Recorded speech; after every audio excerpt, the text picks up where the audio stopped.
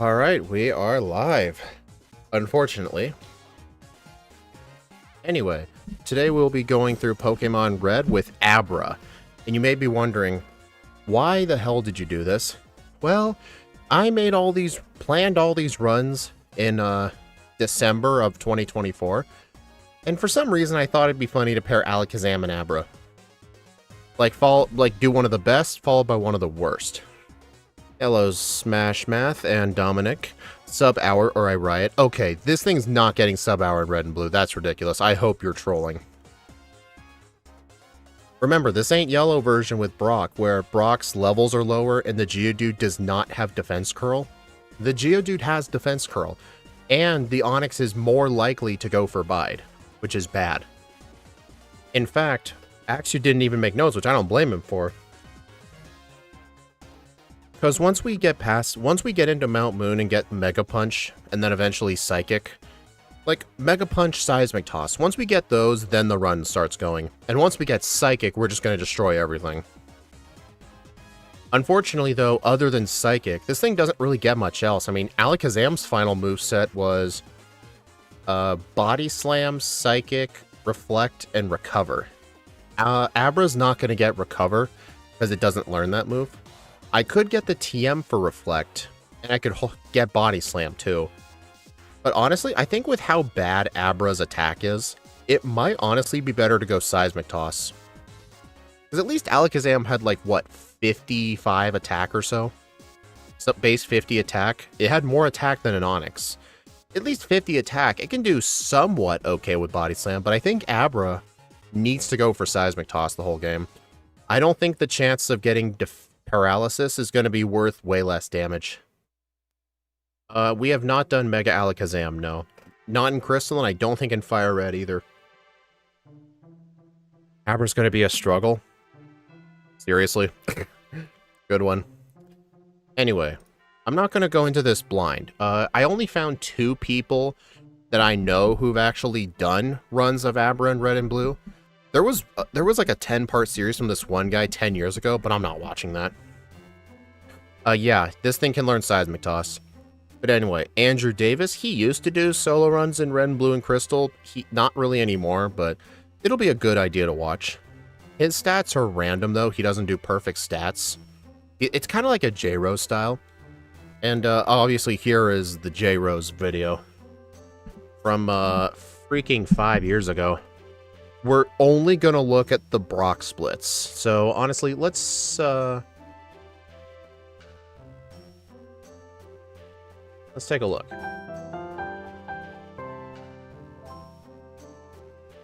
Hey everyone, how's it going? So I asked for suggestions, and people suggested Abra, because Ghastly was easy. So let me just skip straight ahead to the Brock fight. And I don't even know what to say about this. In terms of level up moves, I'm gonna pause my background music. It learns one move. I don't know if you guys can hear, but J-Rose's old background music is Conquest music. In battle, Teleport allows you to escape from a wild Pokemon battle and does nothing in a trainer battle. So how the heck are we even going to get through the game? I just wanted to point that out. Eventually, we'll get to teach. Okay, let's head to Brock. Yeah, blackout training on the junior trainer is obviously not going to work because of struggle. That guy's out of the option. Let's see.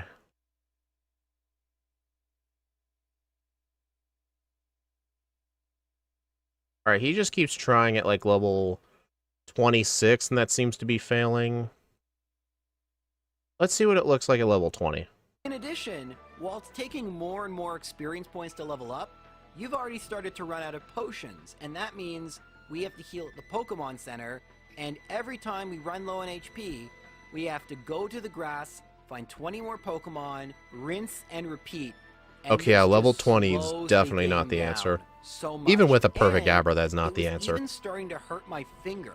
And you just keep doing this for hours. Thus far, the long them because the more Alright, so it looks like at 26 you can consistently beat the Geodude. But then again, the one advantage is you can do with a not very effective attack, but critical hits once per bypass cycle. that, and You actually see before defense girls that we do decent-ish damage considering it's an Abra using a 50 base power normal move. Eventually, you'll start getting past the Geodude, and it'll even start Plus, getting Abra has a consistent. pretty decent crit chance too, But so we can Geodude always is rely on actually that. the easier of the two Pokemon. Onix is a whole different story. Onix has 3 moves. Tackle, which we don't want to see, Screech, which we do want to see, and Bide, which we really, really, really don't want to see. Zealous Onix thinks is higher 28. defense than Geodude. It does seem and like 25 or using 26 would be is a very big risky. problem.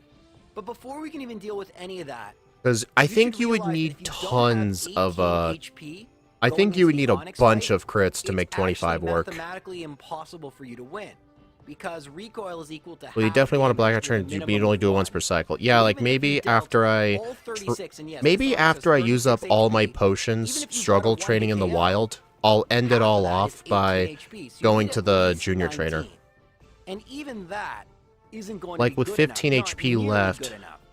Because we'll have to Onix look at will how use much tackle, HP the and it will use Sandshrew and the Bide. Diglett have. And Because while it's critical oh hits are still Diglett. nice, if you get a critical hit while it's charging up a Bide attack, However much you're Diglett's pretty much HP is, guaranteed divide that by to 4. be That's the knocked amount out of by HP the we have to Onix. enter the fight And in, this was plus happening 1. time and again.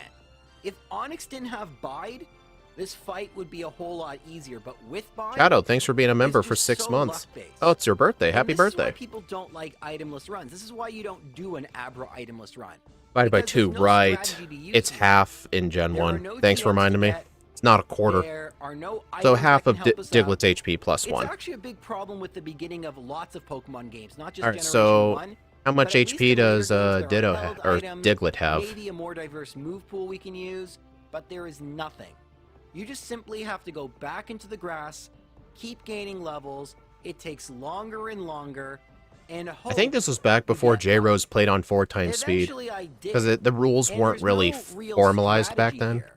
The Geodude didn't attack, I got the critical hits I needed, and the Onix didn't use Bide or Tackle too much.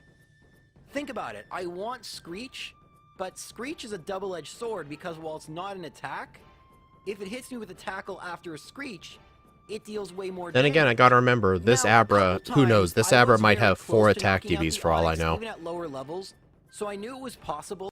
Honestly, if we assume this is perfect, 26 might be the answer. Because this, remember, this is not a perfect Abra.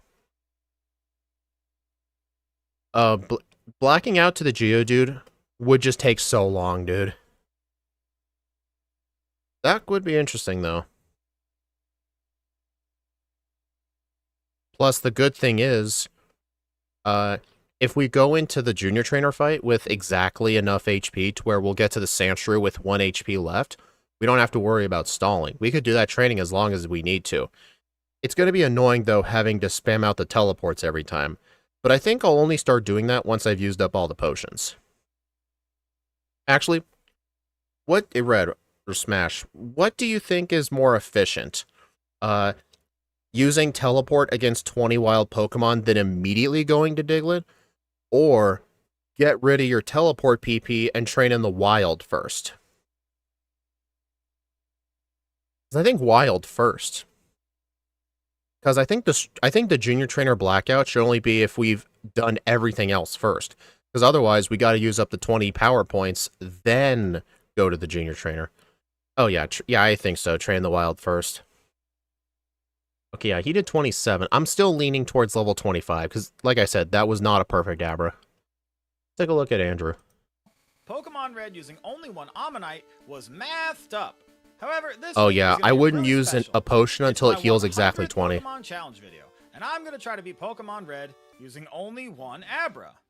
As usual, the rules are we can only use 1 Abra in battle. We wait to encounter Kakuna or Metapod before using Struggle to knock them out.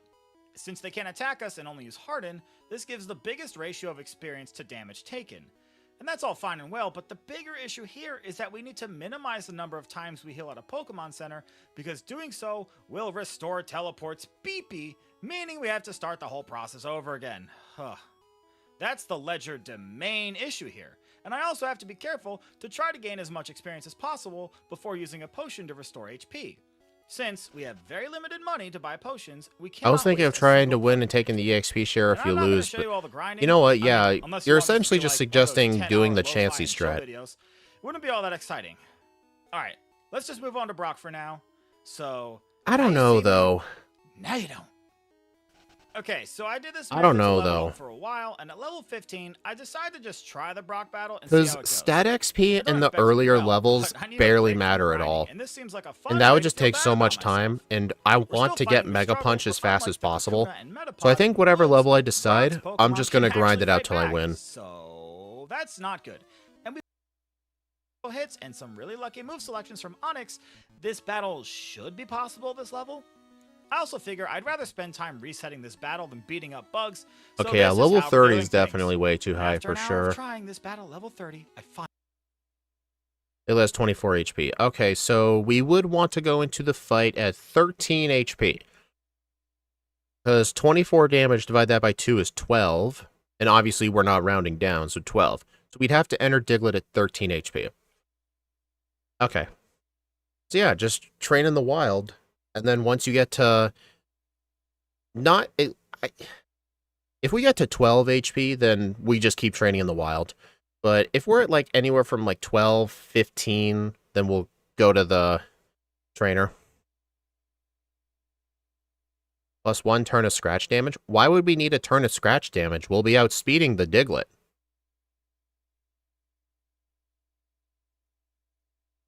Unless you one hit. Oh, right. So yeah, maybe not exactly 13, but maybe like yellow health.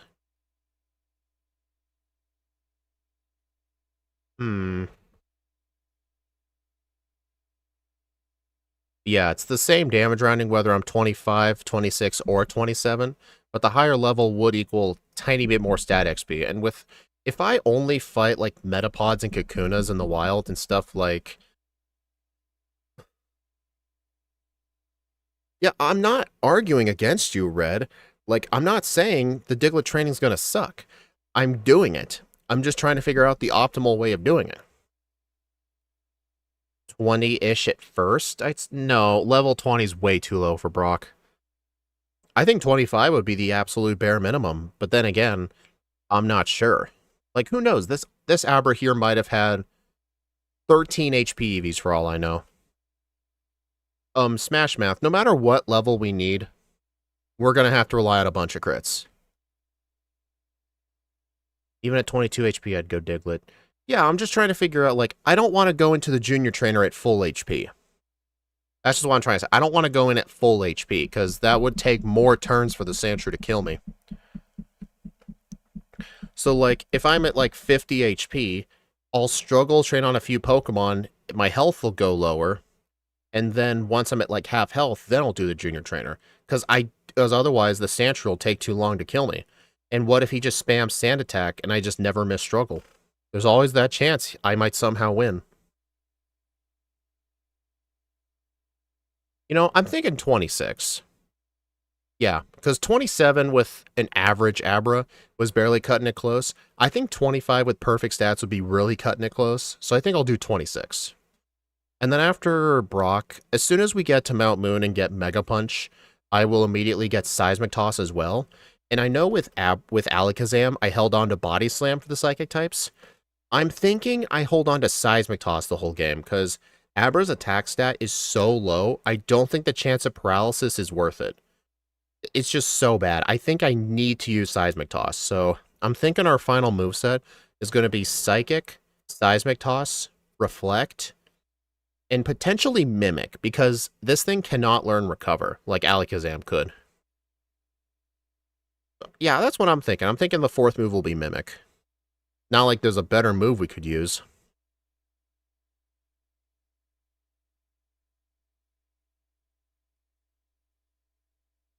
Alright. Yeah, we'll go 26. And I do have a root file recording. So if anybody wants to study the Abra run in Scott's server, they can go ahead and do so.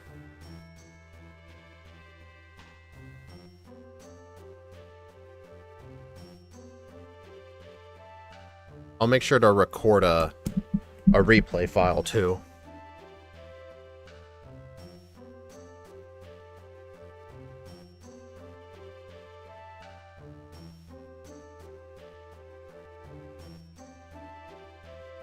Alright, let me make sure the XP router is recording. It looks like you never Oko Diglett except with a crit. Okay, yeah, so I'll go in with like half HP then. Not exactly 13. Yeah, at least like, at least 20 HP, I'll say. Yeah, at least 20. Okay. Start recording a replay file. Okay. 3, 2, 1, go.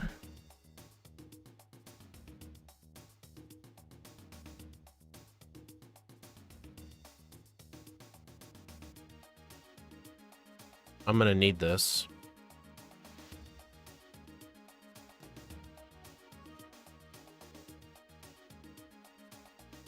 Oh, I never put an over-under. Oh well, I have no idea what an over-under is gonna look like for this thing.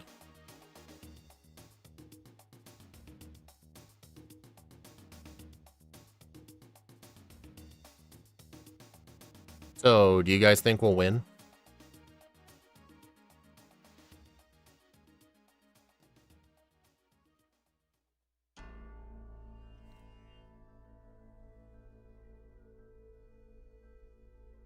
Also, I will make sure to grab the pokeballs from Oak so I can get an extra 2 potions.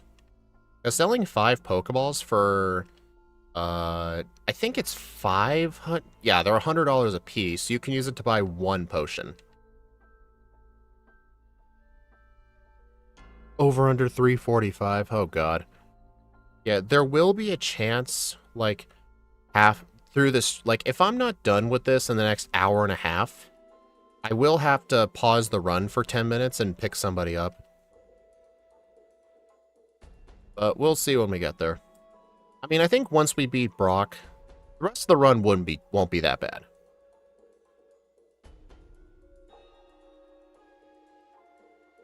Oh wait, no, there's no potions here in red and blue. I forgot about that.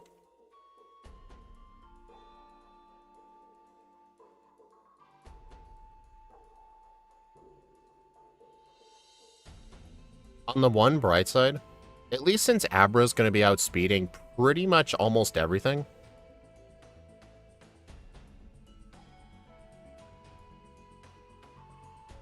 At least it's not that scary using up PP. Although I honestly probably should have done this on Route 1. Here's what I'm going to do though. I wanted the potions, so I'm going to go ahead and let this guy black me out.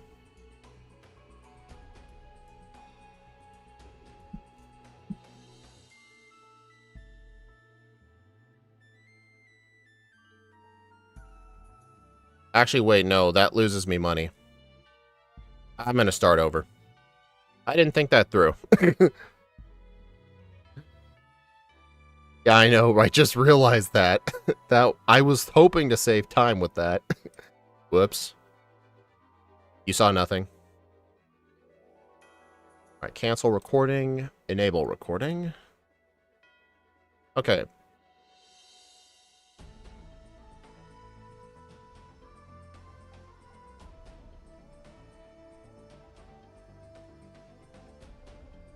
Alright, let's try that again. Fight is being sold for precious potions. Yeah.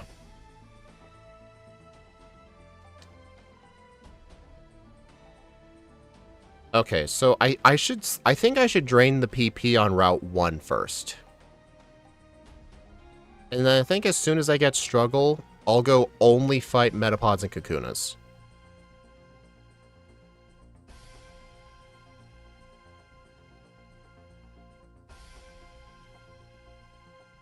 Yeah, I did get the PC potion.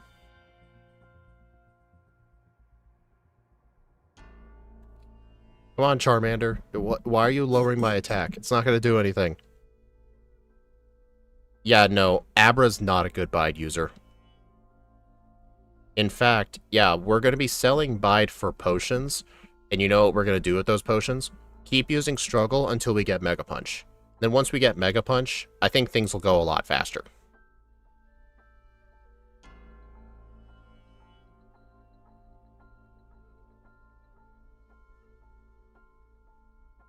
Did you guys know you can't use potions at full health? Actually, wait, I'm not sure if teleporting was faster because I Still need to grind out teleport PP. I sure hope you can make it through mandatory wheel before you run out of potions. I think so. Okay, yeah, so I'm gonna go ahead and get teleport down here. Because the encounter rate is better on this route than in a place like Viridian Forest. Viridian Forest has a lower encounter rate for some reason.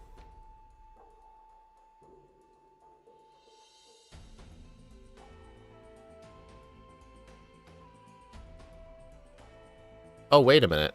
Since I can't buy potions in Viridian in red and blue, that means all the potions that I pick up, I'm gonna make sure I train to a high enough level to where I can at least beat Weedle Guy.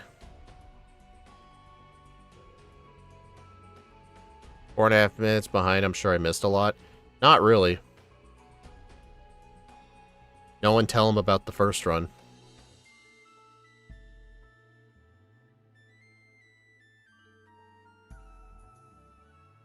No, Struggle's gonna be way better. Remember, Struggle is a 50 power move.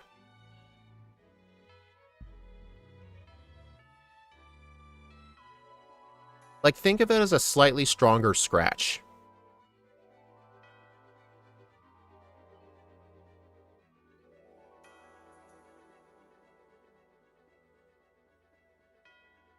Alright, so I am only going to be fighting Metapods and Kakunas.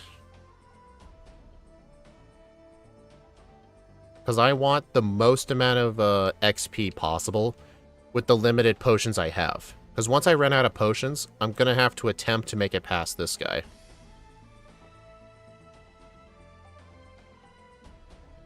I could try... No, level 5's not going to work. That's ridiculous.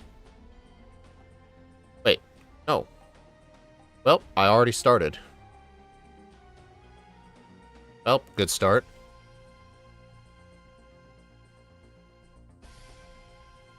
Nine HP. 10. No, that's gonna kill me. If that was a level 4, I would have done it. Okay, I'm just gonna fight this Weedle. Well, fuck you, Weedle. Okay.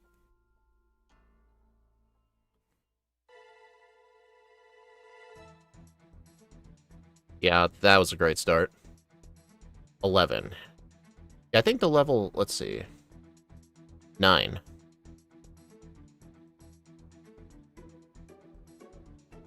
Yeah, Gen 4 onward struggle's unusable. Can you guys imagine how bad this would be if Abra was in the slow level up group? What, 10?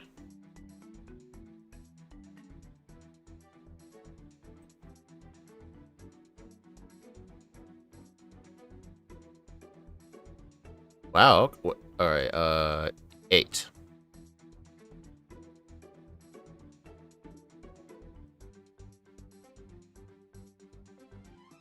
So yeah, I'm just gonna train on Metapods and Kakunas until I run out of these potions.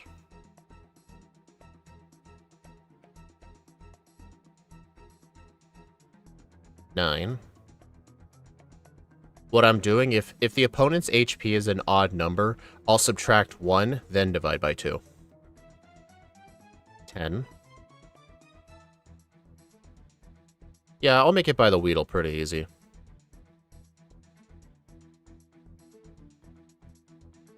Oh, that's 9. Okay. Yeah, Ralts, exactly. Dude, my Kakuna luck is pretty good today.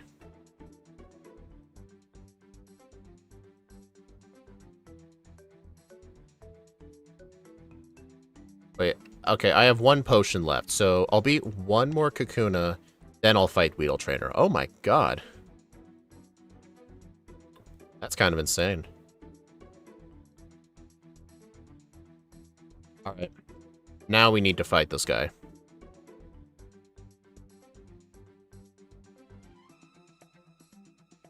You son of a bitch.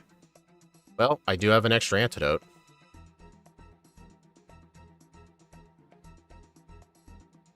I mean, the antidotes don't sell for much money anyway. It's not like I'm gonna get another potion out of it.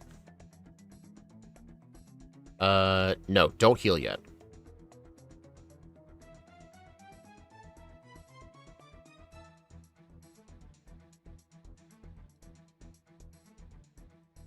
Actually, should I heal now? Or, no, keep struggle as long as I can. I don't think I'm good. I could get a head start on... Alright, you know what? Here's what I'm gonna do. Fight the trainers first. With struggle. Selling the Pokeball was a mistake? Why? Why was that a mistake?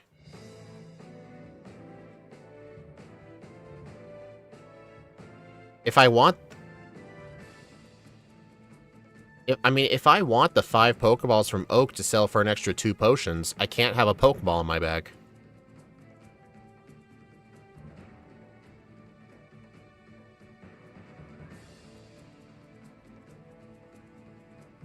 Yeah, true. Use the potions early.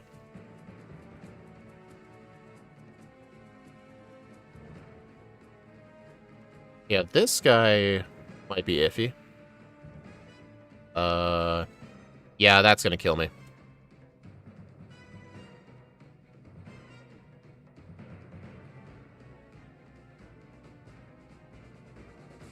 I think if that Weedle... no, this needs 12 HP to kill. Yeah, I don't think I can kill this guy. No, I can't. Dude, he's the only other bug... Okay, so I don't think an extra 5 HP is gonna matter here, so... I think I'll go back to training on... should I go on the optional rival?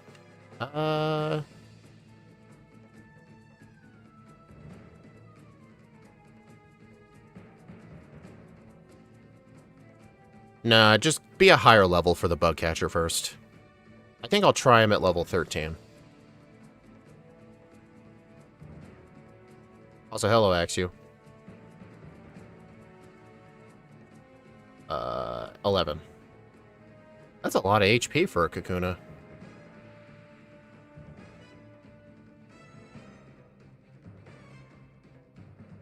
Yeah, you're right. Once we get to the higher levels, potions aren't as valuable. Because once we commit to the blackout training on the junior trainer, we're not going to be using potions at all. Did I just Gen 1 miss struggle? I think I just did.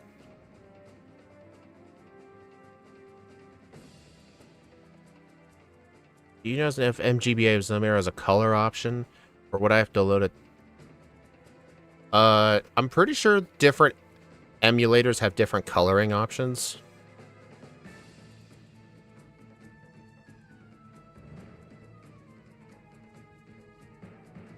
Doesn't, except in Gen 4. Are you saying like Gen 4 onwards or specifically Gen 4?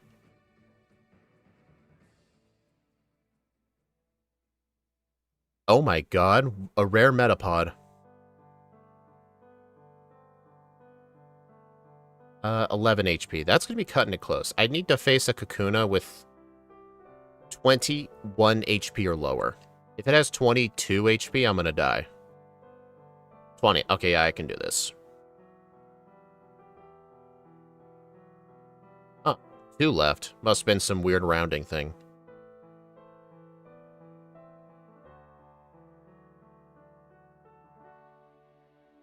Yeah, I remember doing this training with Alakazam and Yellow before. I've timed between, like, fighting everybody with struggle, or, fighting just Kakunas and just Metapods. Exclusively training on Metapods and Kakunas is actually more efficient, especially with your potions.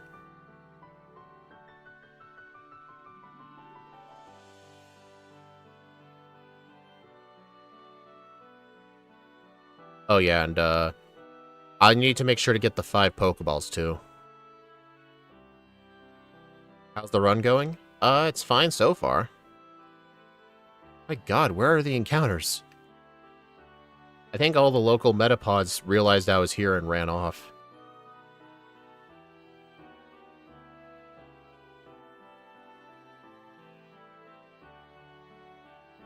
Yeah, if you do 13, then 9 with 22 HP, you only take 10.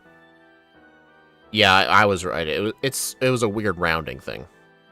What you're basically saying is sometimes, depending on how much damage I do, I could have 1 extra hit point. But yeah, I think looking at the opponent's HP and dividing it by 2, rounding down, that would probably be the maximum recoil I take, I'm assuming.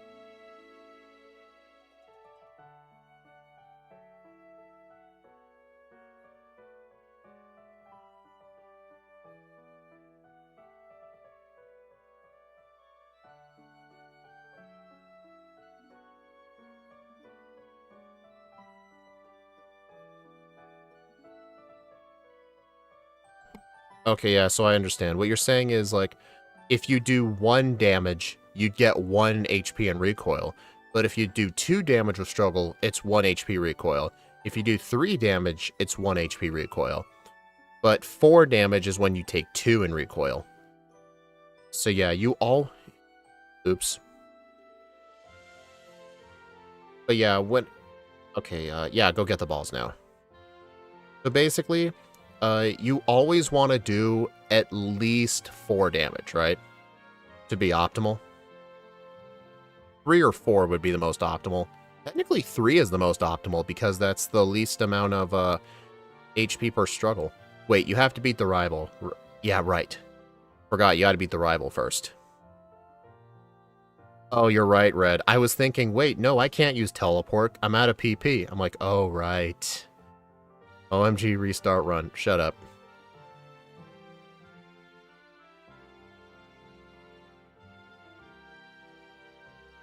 Yeah, I gotta defeat the rival if I want the pokeballs. I think 30 HP will be enough, yeah.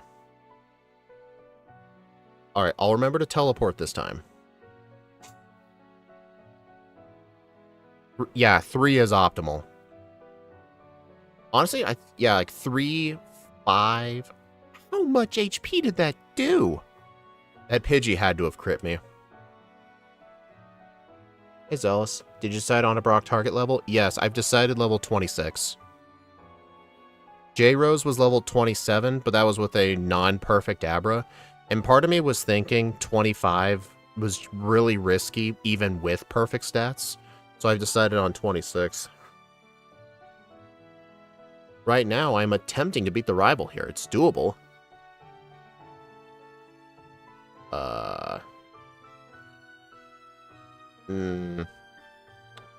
I know this is doable.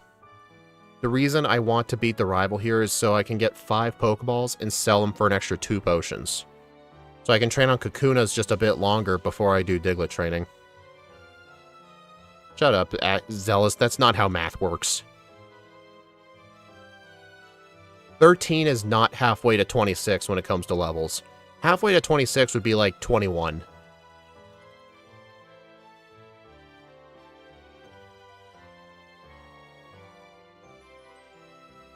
Uh, 24. 12. Oh, come on. No, I was so close. I was so close. Yeah, I know this is doable.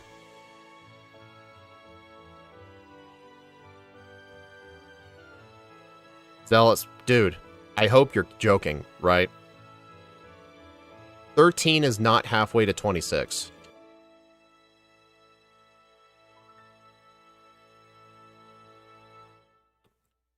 And, you know what? Are these potions even worth it? You are joking? Okay, good.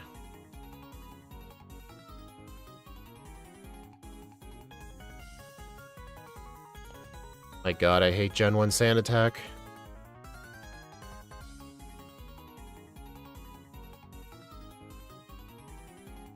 Okay, I guess I'm just gonna explain it. The reason level 13 is not halfway to 26 is because the amount of XP you need to the next level is not linear. It goes up further and further the higher level you are. So like, for example, if a Pokemon in the medium fast group needs 1 million XP to get to level 100, 5 million XP, or 500,000 XP is not level 50. 500,000 XP is like in the 80s. So technically, to get to 100 at the medium fast group, the halfway point's like level 80. Because of how much XP you need to get to that level.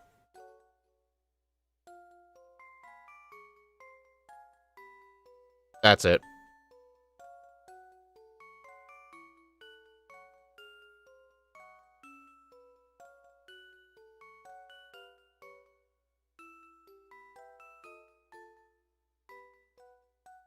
I don't want to see brain rot. Part of me wonders if these potions are even worth it. I don't think so.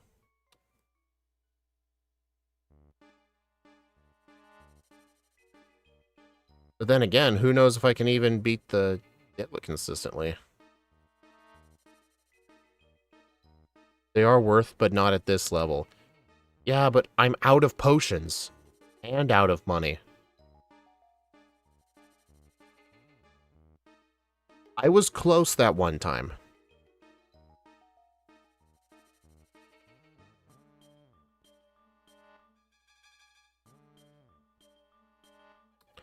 Well, I hate the fact that I did that. But, why did I teleport there?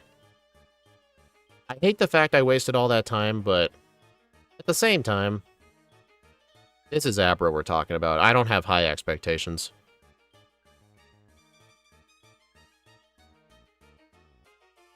Yeah, no, I'm not gonna start over 20 minutes in.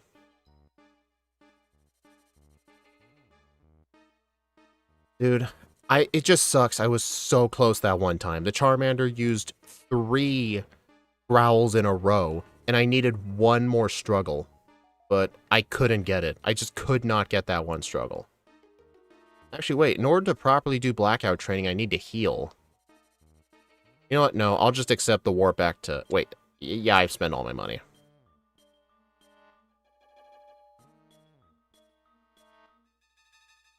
Yeah. I'll just blackout warp back to Pallet Town. Okay.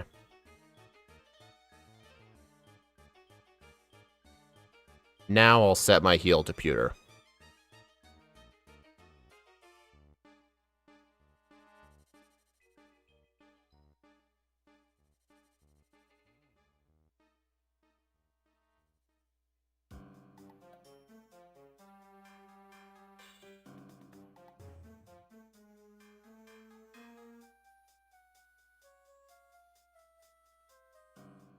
Okay.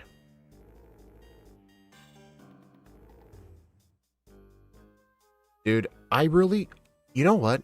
I really wish there was a way to get the old rod this early, because I could literally fish up a level 5 Magikarp and spam all my teleports that way.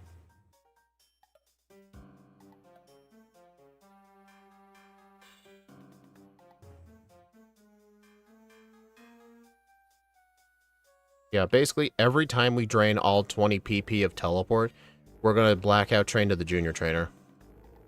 It may seem slow, but it's way better, especially since we won't have any more potions. But here's a true question. What level do you guys think I'll need to beat the optional rival to get the 5 pokeballs for 2 potions. Because I can use the potions to train on a few more Kakunas, and the XP from the rival will give me, obviously, the XP to 26. Too bad we don't have one of those trainers with a nugget like an emerald. Why would the... The problem, Zealous Pawn, is in order to get that nugget, you need Thief. And Thief is in Slateport City, which is technically after the second badge. So you would have to backtrack to it. Like, it wouldn't help you early game. You know what? Draining all those teleports didn't take as much time as I thought.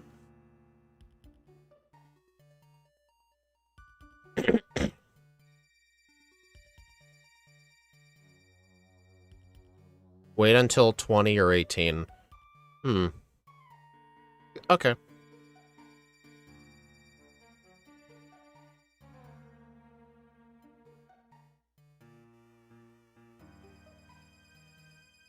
I think I'll do it at 16. Because it's not really a damage problem, it's an HP problem.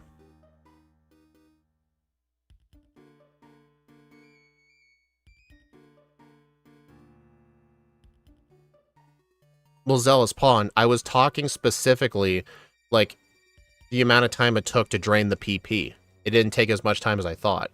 Like, I thought it was going to take, like, 2.5 minutes, but it only took, like, 1.5 minutes to drain those teleports.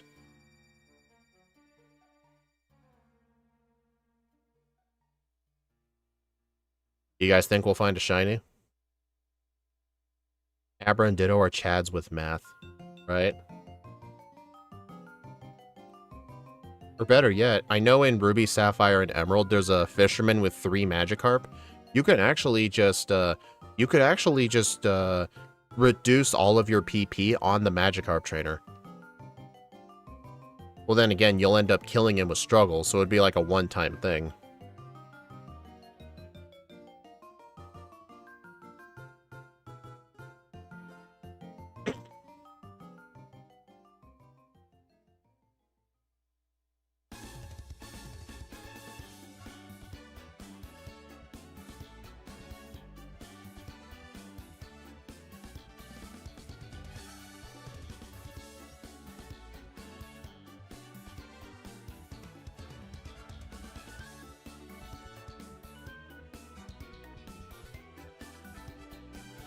I am still kind of irritated that I got those resets of the rival, but at the same time, even if I did the rival at like level 18 or 20, I'm still going to get resets, so honestly, the resets don't really mean that much.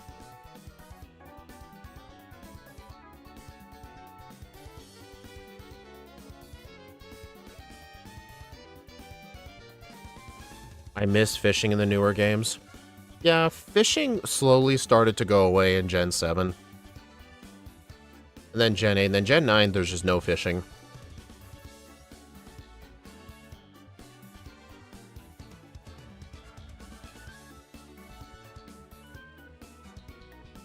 Zero chance you reset at 18. True.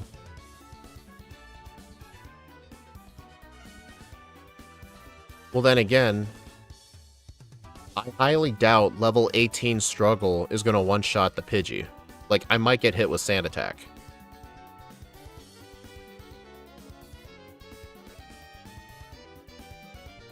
I'd rather have a 1% Gyarados and a 1% Seeking by surfing. Interesting.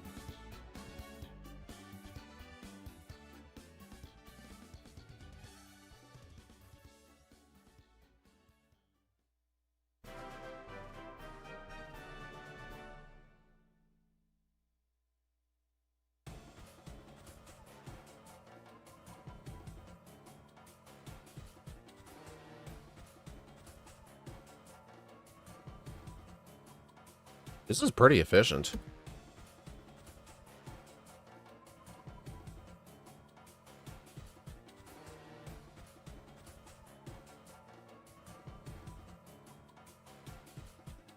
Hey, Bendy. Can't stay long, really? That's fine. The XP typically scales with cube of the level. That's just a complicated way of telling me higher level need more XP.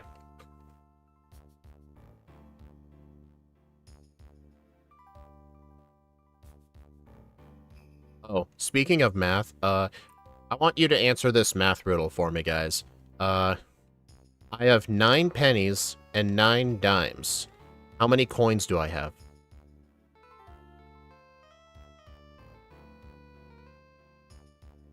This is medium slow.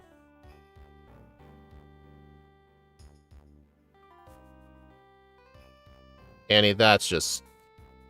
You're trolling. Seriously, 9 pennies, 9 dimes. How many coins do I have?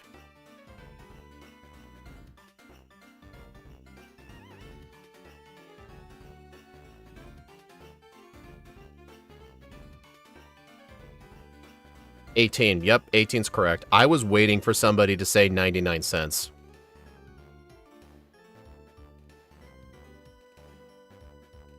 I'm surprised nobody did. You guys actually got the answer.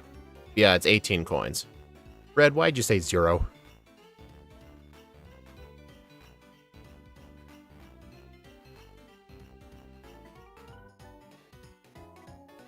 You said coins, not cents. Yeah, that's true, yeah. But some people won't listen to that.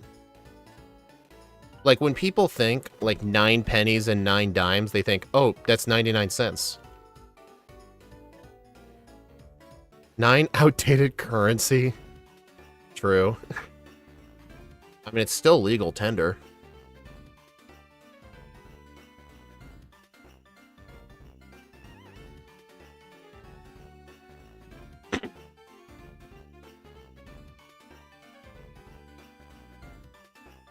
For now. True, yeah.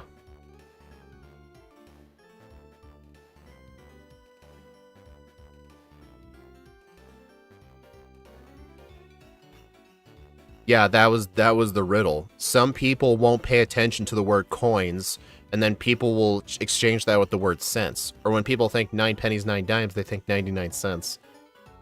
Some people will just instantly say 99 cents.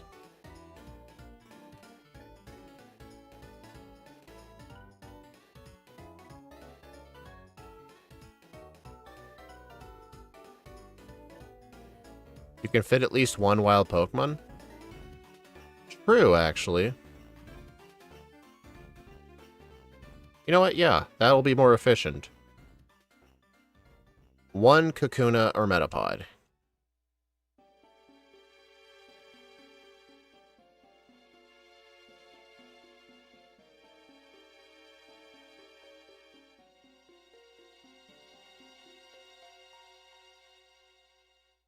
Man, this junior trainer is just going to be the champion over and over again.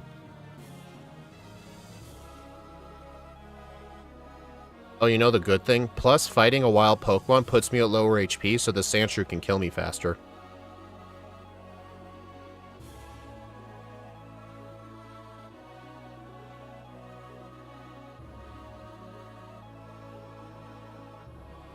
Interestingly enough, Jinx's old colors actually wasn't blackface. If you look at its Stadium 1 model, when Jinx dies, it's like insides disappear and the wig falls to the ground. It's not meant to be black skin, it's meant to be darkness. That's technically not skin. But I still understand why they did it. But I'm just being the actually guy.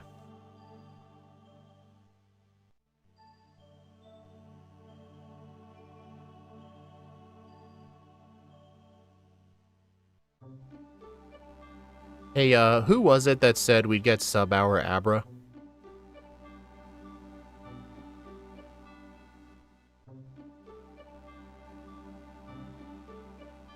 You know, fun fact, in the 3DS Virtual Console version of Yellow, they made a custom Jinx sprite that uses the purple skin.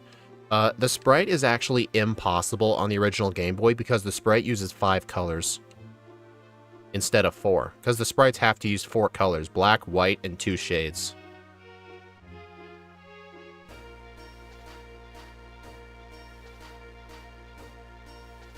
Theoretically, I might be able to get away with 2 wild encounters, but I think that would be pushing it.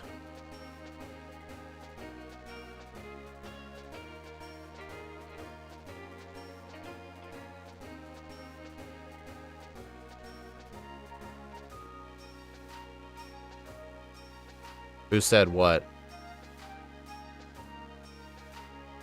You could do 2 and save.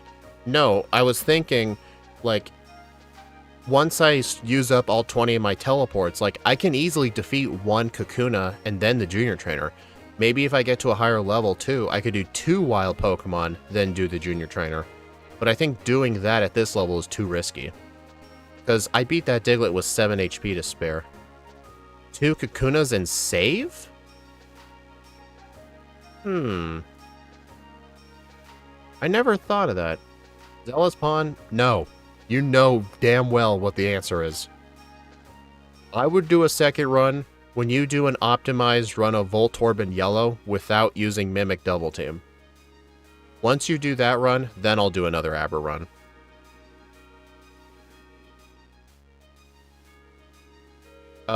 This is being played on an emulator called Super Shucky 64. It's not really a publicly known emulator.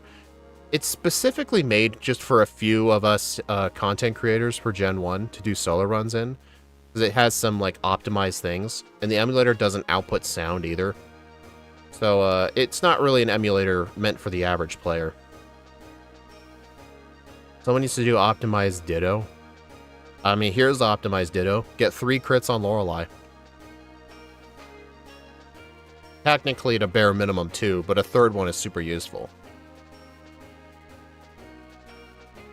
You know, yeah, I'll try that. I'll try the 2 Kakuna save method. We'll give it a try.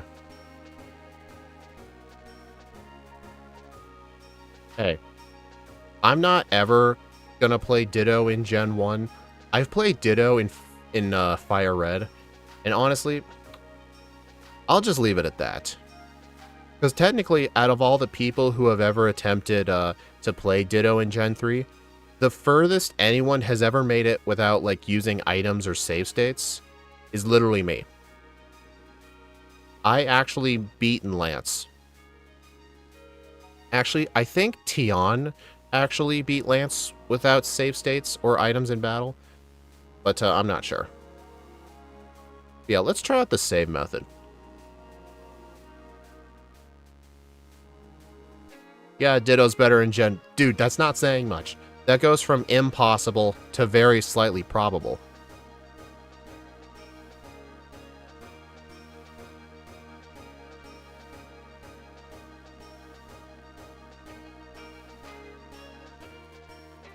Okay. Yeah, I think 2 Kakuna save is actually the better strat. I mean, yes, that cost a reset, but I just got way more XP out of that.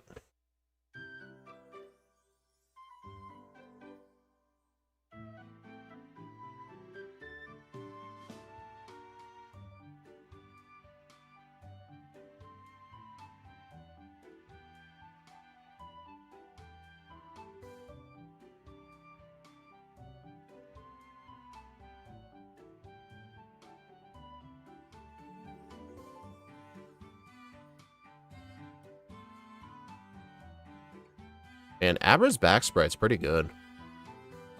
If people wonder why it's so big, look at Abra's red and green sprite. All the sprites in Gen 1 have been the same since red and green. They never once edited the back sprites, not even for yellow. They only edited front sprites, because I guess they thought front sprites were more important than back sprites. I would argue back sprites are more important, because if you catch the Pokemon, that's what you'll be looking at more.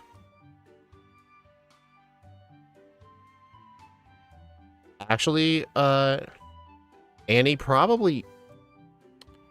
I'm not sure, because Imposter Ditto means struggle strats are completely off the table. But then again, with how they change struggle, it probably doesn't matter much. Imposter Ditto run would be interesting at some point. Then again, you're literally stuck with the moveset of the first Pokemon. And there is absolutely no way of getting more PP. Even if you legitimately used an Ether in the battle, you can't use Ethers on Ditto. I've tried it in Gen 3. Good against Paralyzed Mewtwo? Interesting. That was cutting it close. Hey, John. Yeah, Annie, that's what I was saying. Oh, if you guys want an update to Daily December, I made a post in my community tab. I have edited 8 videos so far. I was going to do a 9th one today, too. Depending on how long this run takes. Yeah, Annie's been MIA for a while. But nice to see her again.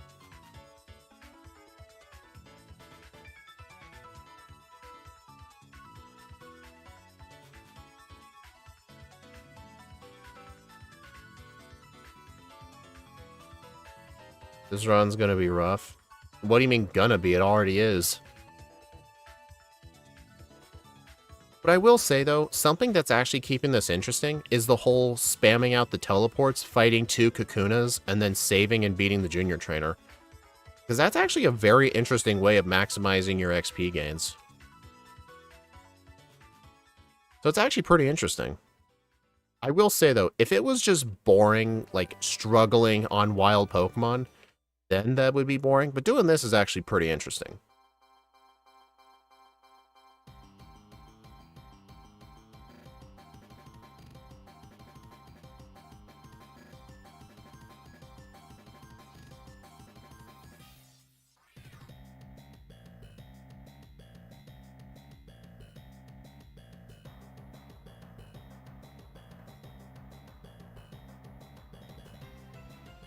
You can do the rival and other trainer now. True, actually.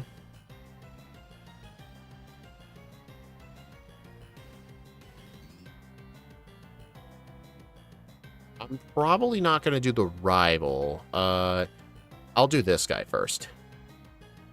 And then I'll teleport back to Pewter. Or I might just black out on this guy. Nope. Barely. Uh-oh. Well, you know what? That's fine. I think if that Weedle had used String Shot instead, I would have lived. You know what? Part of me is wondering if that's more efficient than Diglett, but no. I think Diglett in this game gives 208 experience points, if I recall correctly. And those two do not add up to 208. Yeah, it's not the worst. We can fight him again and get more XP. 190. Thanks. When Steve used to do Gen 1 solo runs, he had that number memorized.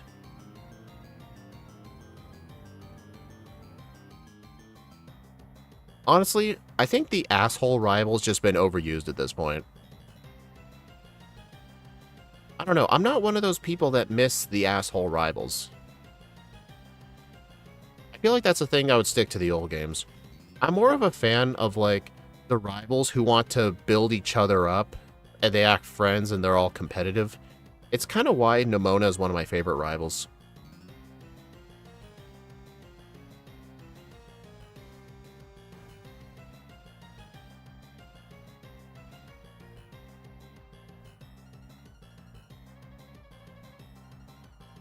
Forcing us to crush Kieran's dreams.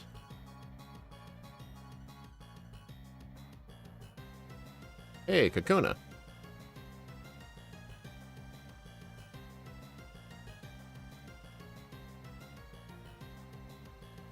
Gary is hilarious, though. Yeah, but I'm not saying he's a bad rival. I'm not saying asshole rivals are bad. I'm just saying, it's like, I think just having the blue and silver, that'll just probably be enough.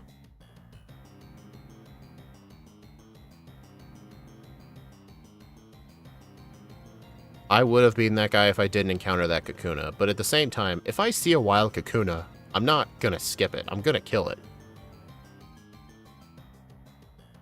Yeah, they're not rivals, no. I think Nemona is like a true, like a friendly rival. Like you and Nemona are friends in the games, but when it comes to actually battling against each other, she literally just goes all out against you. And it's very competitive.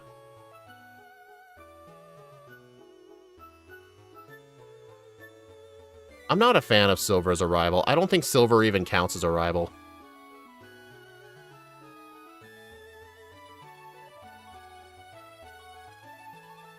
What do you call a rival, John? What's your definition of a rival?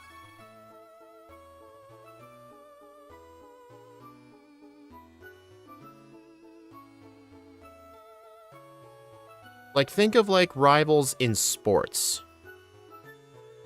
Like, what would you call a rival in sports? What qualifies someone as a rival?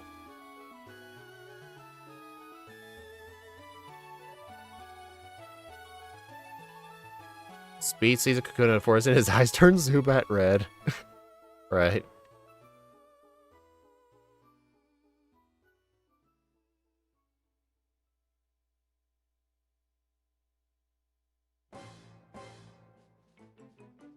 Because a rival is meant to butt heads with you and push you to grow stronger. I mean, that's sort of what Nemona does. Like, she is constantly pushing you to get stronger. And is very competitive.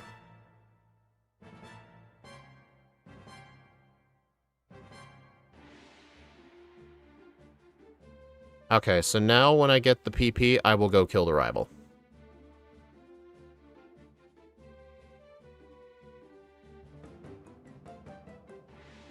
I only read the first few words.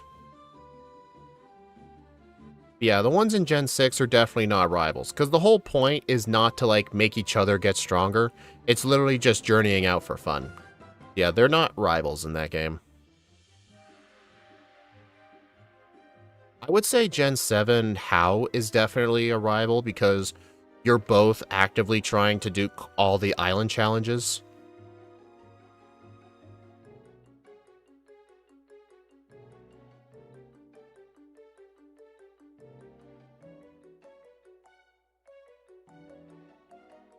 Like, I'm not sure. I think in X and Y, like, I think the opposite protagonist is probably the only one in that game who's classified as a rival. Because in the Tower of Mastery, you're both competing to see who gets the Mega Stone first. And I think the other protagonist is the only one actually doing gyms. There's no evidence that Tierno, Trevor, or Dexio, or not Dexio, I don't remember what his name is. But there's no evidence that they even did gyms.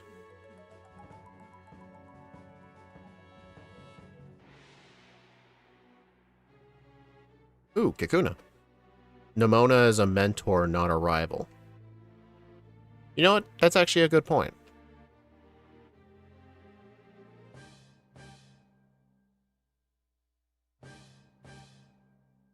Yeah, the rival theme in Gen 6 is called Battle with Friends.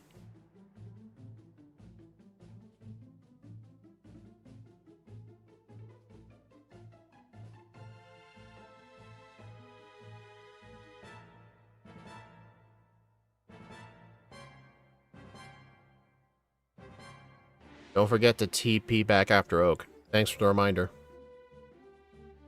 Oh my gosh.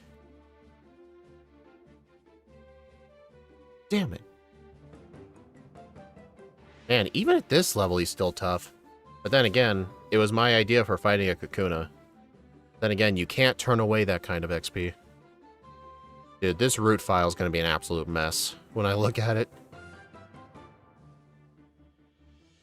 There we go. Kakuna sends his regards. Oh look, Pain wants to evolve. Well, too bad.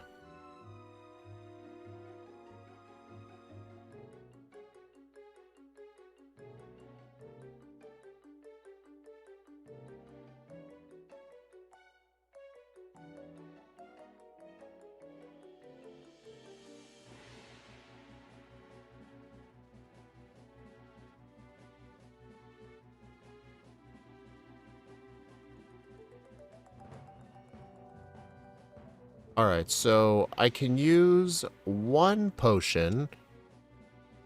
I'm gonna go fight a Kakuna. Then I'll use the other potion, fight one more Kakuna, and then I'll go fight the junior trainer.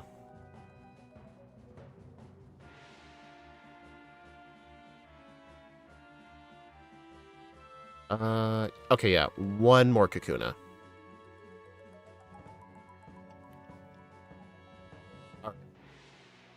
Junior trainer time.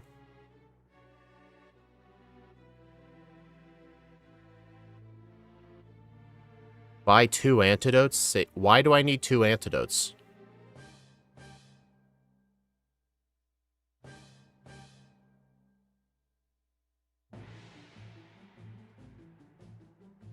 Would have been best to not... Okay, why do I need to hold on to the pokeballs?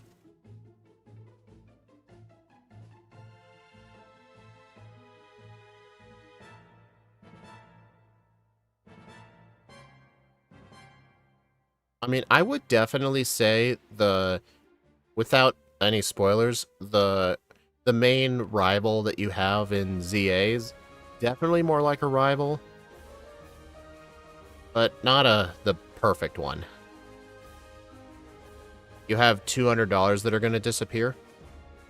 Oh, true. Oh, I get it. You're just trying to tell me to avoid losing as much money as possible. Okay, I understand that now.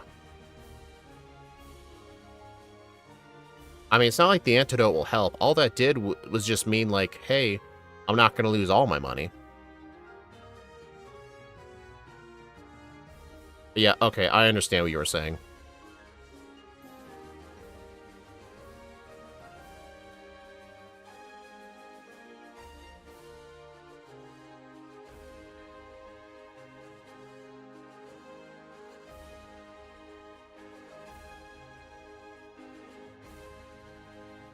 Finally live until the top of the hour. Alright. Volo is not a rival. Volo is a villain. That's kind of a weird thing.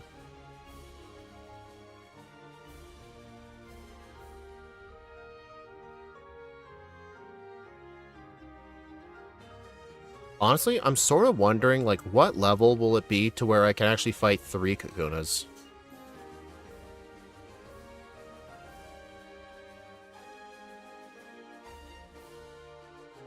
I think once I get to a point where I can beat the Diglett with 12 HP at least, then I think I could defeat a 3rd. Yeah, I don't think I can do 3 just yet. Maybe at like level 21 or 22 I could? Answer your question.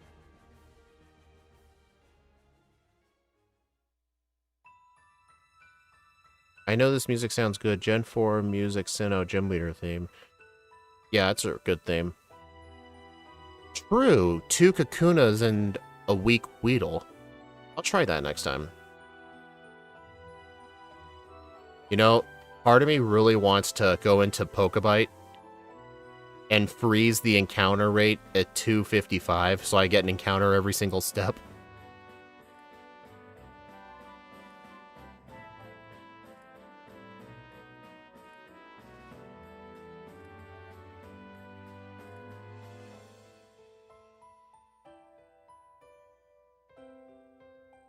You know, guys, on Monday at this point, I was like 7 minutes in. I think I was like 12 minutes into my second Alakazam run at this point. That's some next level cheating. True. I've messed around with it before. Not even Scott is so bold. Yeah, there's some things Scott will do to cheat, like turn off Mount Moon encounters, but actually maxing out the encounters, oh no, that's way too far.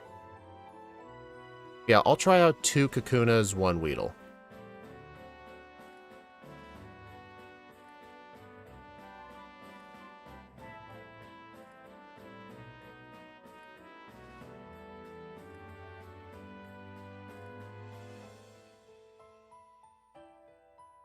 About a fourth of the way? Pretty much, yeah. Honestly, maybe not a fourth. I'd say like a third.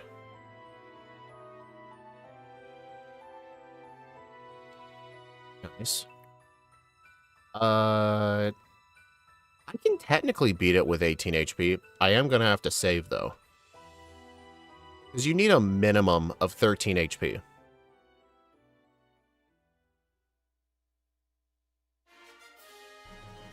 Okay, that was lucky.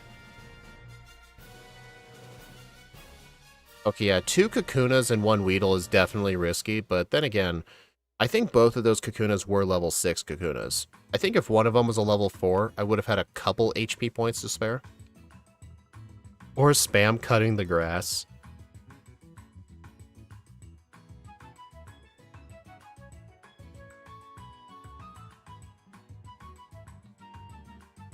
Hey, Zealospawn, when are you going to start working on that Voltorb run in yellow without Mimic Double Team?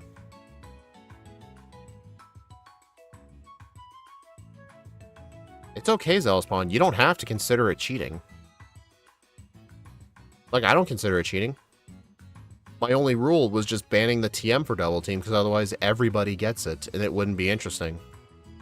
But if very few Pokemon had access to it, then it might be worth thinking, like, how much would they benefit from it? I'm doing Abra first. Like with Ditto, I would allow Double Team if it's on a Pokemon I transformed into. Like, I allow Double Team if it's obtained through other means. Like Level Up, for example. Just no TM for it.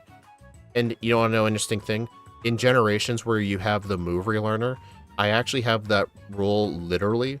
If I get Double Team by Level Up and I choose to delete it, I cannot use the TM to get it back. I have to go get a Hard Scale. I think I had to do that in one run before, where I had to get a Heart Scale to re-get Double Team.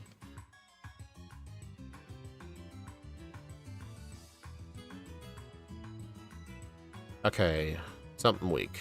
Level 4 Weedle.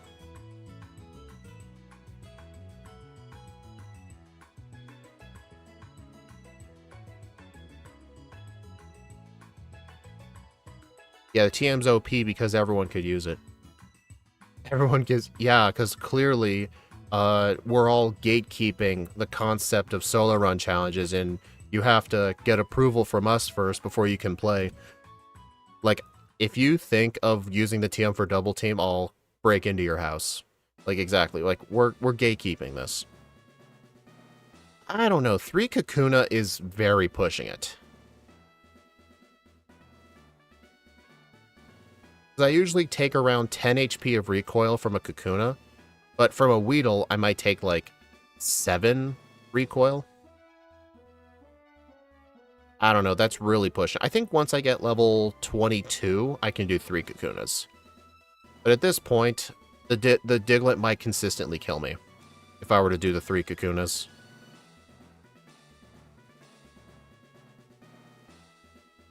Scyther gets Double Team because it's bad. Pikachu gets Double Team because it's bad. No, Pikachu's not bad. It gets Slam. It's the best move in the game. It is exactly the levels, Zealospawn. I'm looking at their raw HP numbers.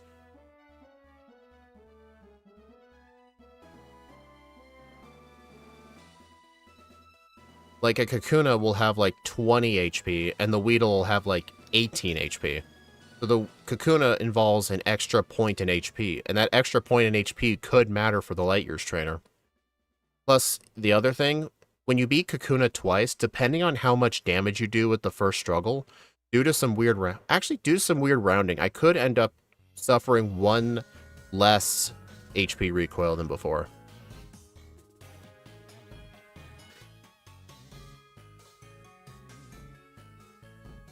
So yeah, that Weedle was 8, but if I did a regular Kakuna, it'd be 10 or 11.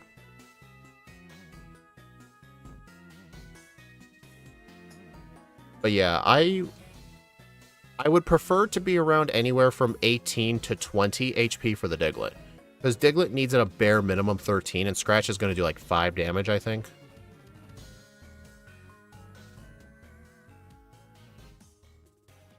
Yeah, see, 18. Plus, yeah, you got to take into account, like, what if the third Kakuna is level 6?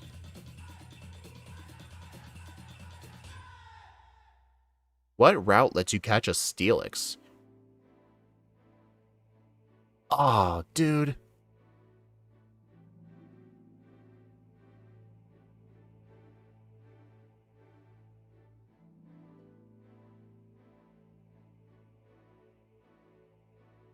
Man, I haven't gained a level in quite a bit. That was 11, but mostly because it was level 6. Yeah. There are level 4 Kakunas and level 6 Kakunas. I'm not going to run away from level 6 Kakunas. And catch Steelix on Mount Silver.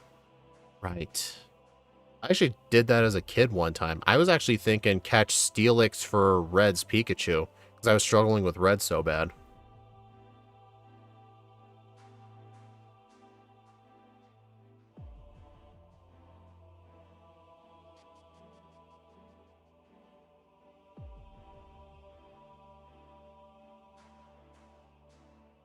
I mean, technically speaking, 25 could work with perfect stats. You know what? I think once we get 25, we'll give it a try.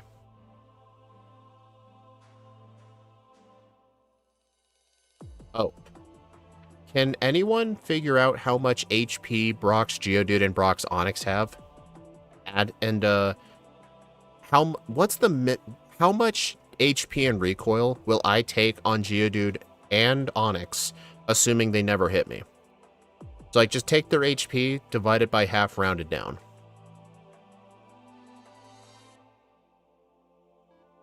Well, J-Rose also had random stats. Who knows what the stats were?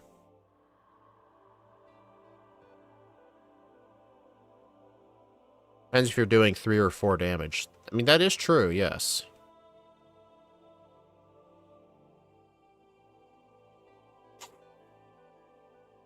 Yeah, I get 3 damage a struggle is only 1 HP, but I'm just thinking of like a... Yeah, I know it's a depends thing. But it's still basic math. It gives us a rough estimate.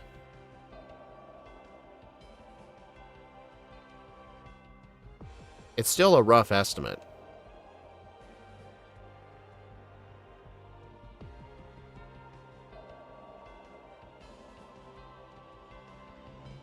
And yellow at 24, 33, and 36.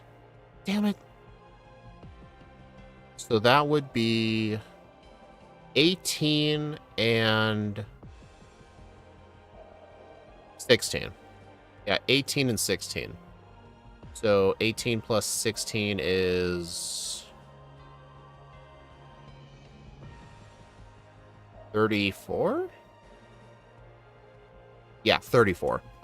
So, assuming I took no damage from anybody, I would need 34 HP. So, theoretically, I can defeat Brock at this level. But that would be assuming, like, I crit when I need to on the Geodude, and then Onix just does nothing but Screech. And the thing is, with the Geodude using Defense Curl, if Struggle gets to a point where I'm only doing 1 damage... Why did I run?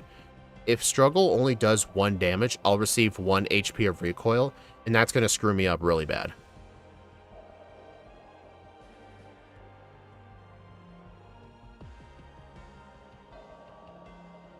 Yeah, it's a good crit chance, too, yeah. But at this low of a level, we would essentially need to crit every single time on the Geodude in order to win at this level. And that's just not something to aim for.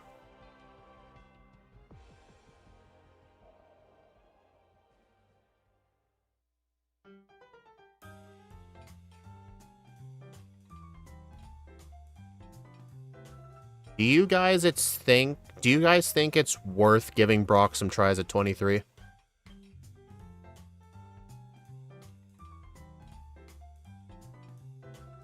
Yeah, it's true. Yeah, there's some things that could help with us. It could use Defense Curl doing... Oops. Well, that's my Weedle. Alright, 2 Kakunas. Not at 23. You think it's just a waste of time if I do that?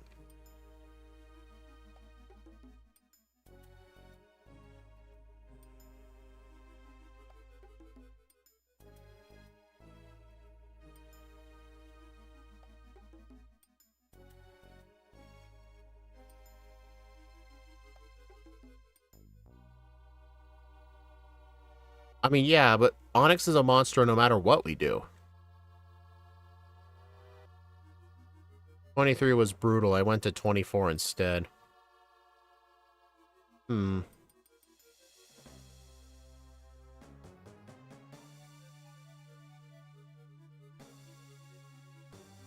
wonder if I should have the XP router on the side. I have it recording. I don't like having it visible during the runs. I think it removes some of the fun out of it, but I think with Abra, I think I might make an exception. Because I would like to... I can just look at it later. I won't look at it.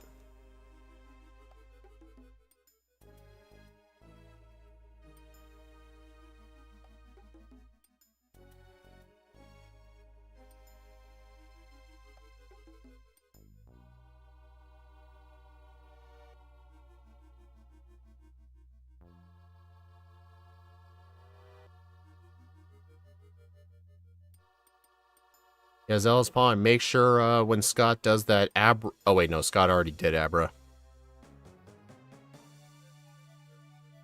I was gonna say, make sure when you finish up your Abra run in yellow, make sure you share your route with Scott so he can mention you in his video like 13 times.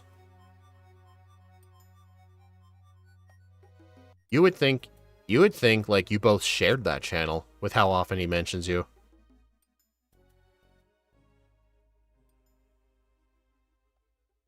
I mean, I know how Ditto's gonna go. Actually, no, that's yellow. If he was playing Ditto in red and blue, I would know how it goes, but... No, Lorelei's team is the same in red and blue as yellow. The teams are the same. Honestly, it would probably be 3 crits. Oh, actually, wait, no. Dewgong has Bubble Beam in yellow. Probably something similar, like... Plus, the AI is different. I assume that's a compliment. You know what? Think of it how you want.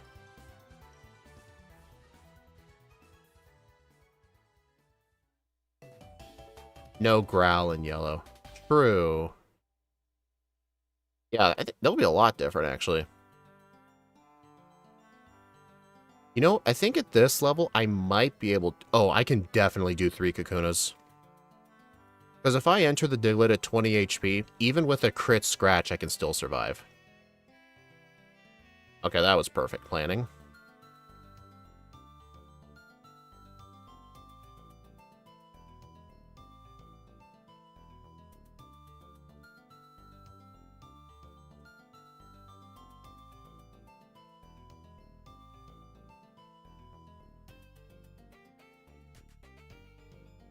Yeah, honestly, who knows? Yellow Lorelei might be easier than red and blue Lorelei.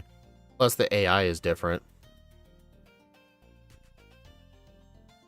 Wait, does yellow Dewgong have takedown?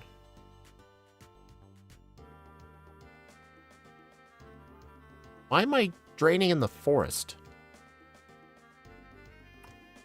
Brain rot. You know what's funny? Ever since I put Area 91 on timeout for 5 minutes... He, hasn't come back yet.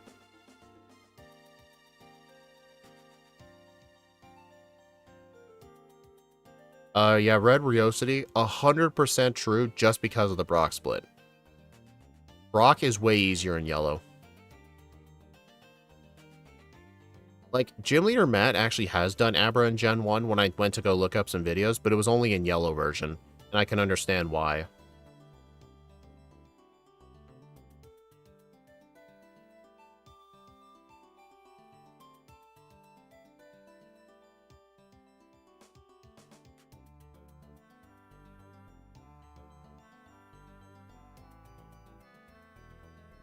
Man, why can't we get the PP down?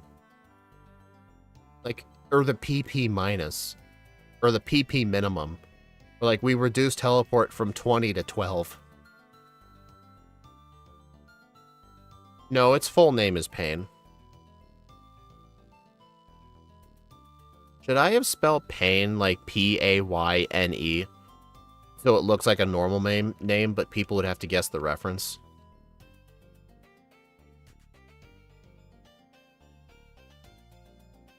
A good first stager after that, true. I mean, Abra's extremely good in Little Cup. Because getting an Abra, like, among first stagers, assuming everything's level 100, Abra, for a first stage, has one of the highest special attack and speed stats. And it can use moves like Psychic and Thunderwave. I think in Red... there are no level 6 Kakunas, or level 6 Metapods. I think there's only level 4 Metapods.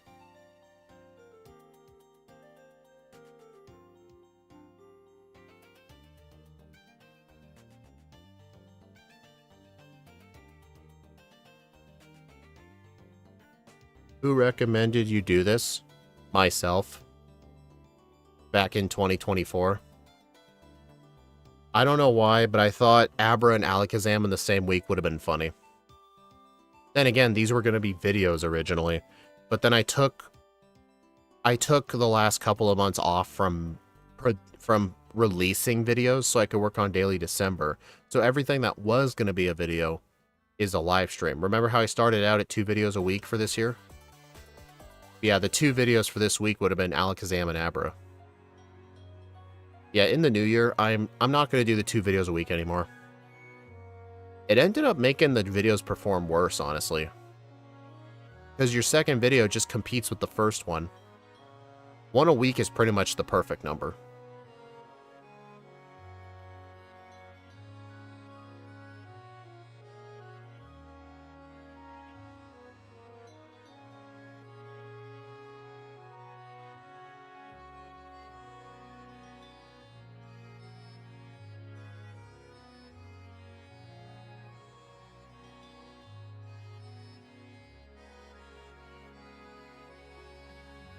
My thumbs have been hurting, so I've been going left and right on the D-pad with my fingers.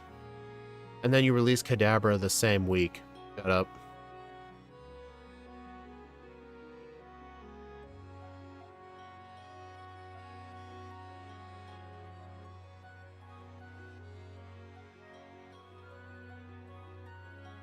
Dude, a Kadabra run would be so boring. It's literally just Alakazam, but weaker. Like, there's, like, no difference with strategy or anything. It'll still one-shot most things.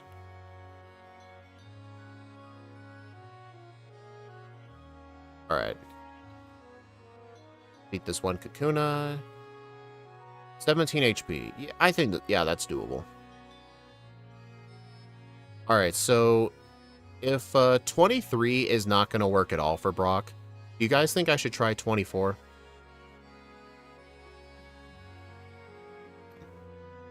It's Alakazam at home.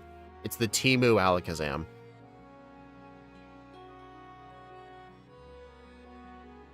Dude. Oh, wait, no, I shouldn't have reset that. I could have lived that. Probably not, no.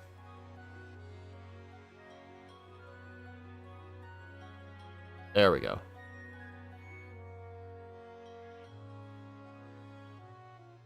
"21 blackouts.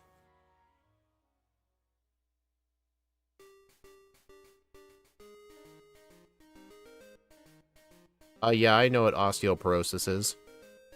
It's the weakening of the bones. Your bones become brittle.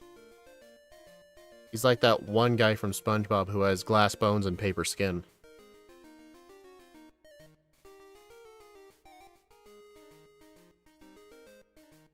I am kind of curious how Mega Alakazam would do in Crystal. Because its special attack stat is insane, but the problem is Alakazam doesn't get much move coverage. It's like all psychic moves. It would probably... Actually, it would get the elemental punches, because I think in the newer games it gets the punches via move tutor. Honestly, no. Mega Alakazam would completely destroy the game.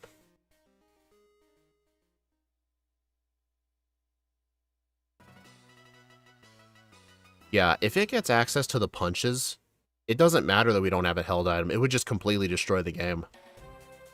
Although, tomorrow we're doing Mega Malamar. I looked at it. Mega Malamar has terrible stats for a Mega Form. Its Mega Form has a base stat total of around... It's like less than 500. Which is bad for a Mega.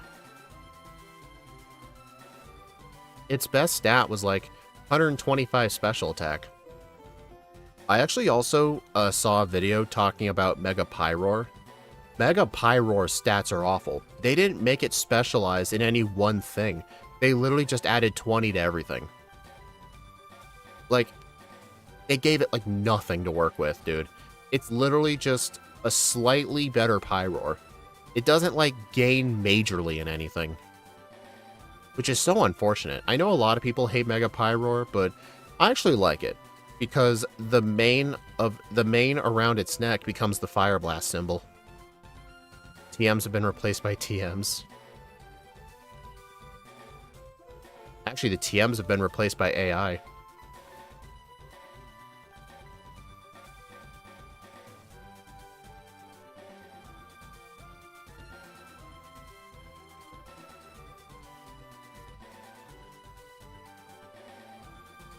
Why would Abra start with Mega Horn?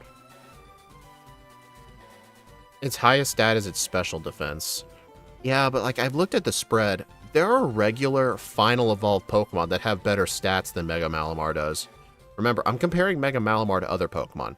Like, Megas are supposed to be better than, like, final evolved Pokemon, but there's some final evolved Pokemon better than Mega Malamar. One day you'll OHKO that Diglett. Yeah, one day.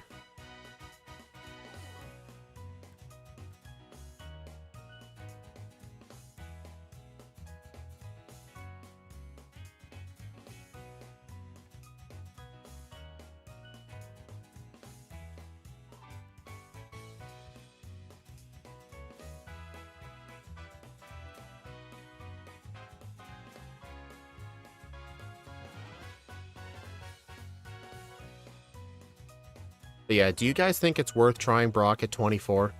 I know my original plan level was 26. I think 25 might work, but who knows? With how much stat XP I've been getting, do you guys think it's worth trying at 24? I'm not trying at 23, but what about 24? Oh. Kakunas. Yeah, I'm considering trying at 24.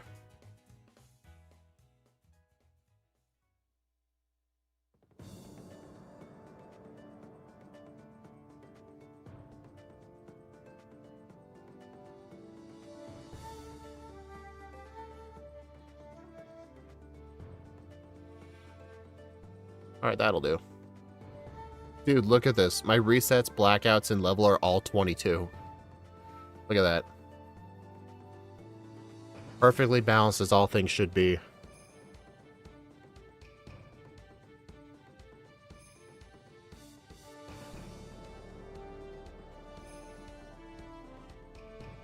Well, my main reasoning for it is the difference between 24 and 25, it's not really going to affect damage output. The main difference is the HP stat. And if you think of the amount of time it takes to go from 24 to 25, we could probably have had like 22 resets at Brock.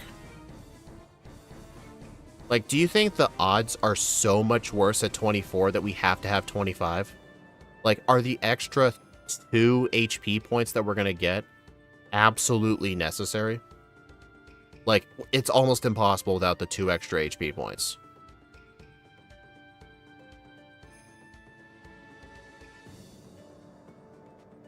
I like Picaspri's soft lock picking videos. They're pretty funny.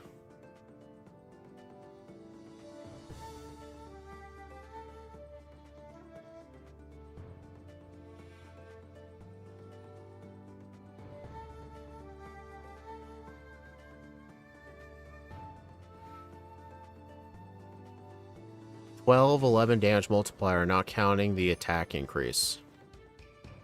I don't know what you're trying to say.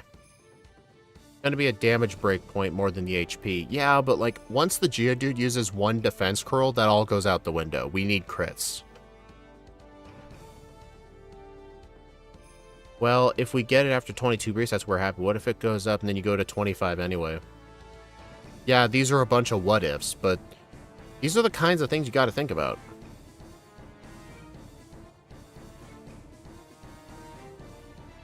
We just have to think, like, from 24 to 25, like, do we need the extra 2 HP points?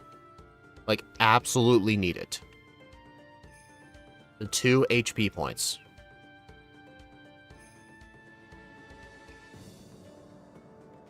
Is it really going to help with damage on the Onix? 24 to 25? I don't think it would. Like, honestly, I think 24 to 25 is going to do the same damage, just because Onix does resist struggle. And the attack gains we get from each level are so minimal that, honestly, I think our attack is too terrible for damage rounding to affect Onix.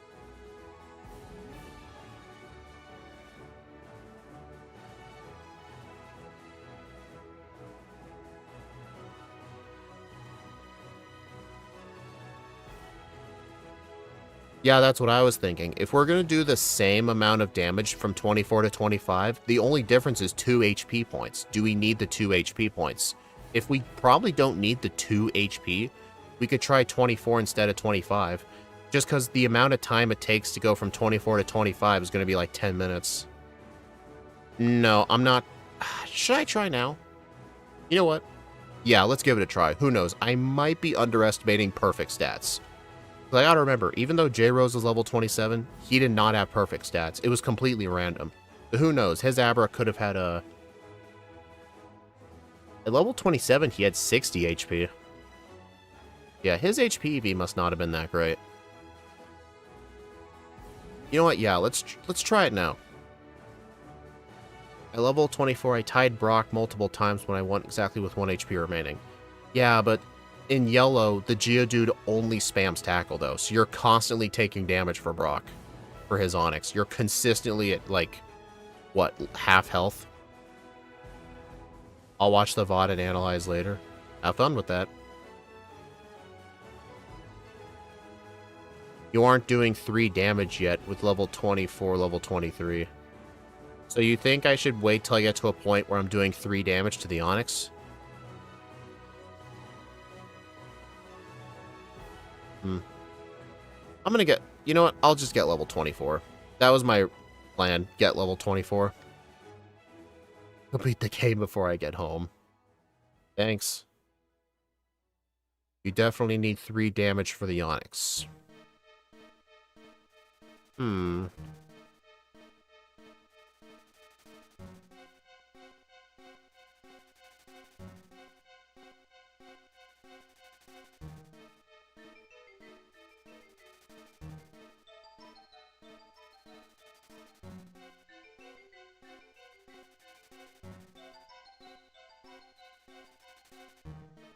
I don't know how much defense the Onix has.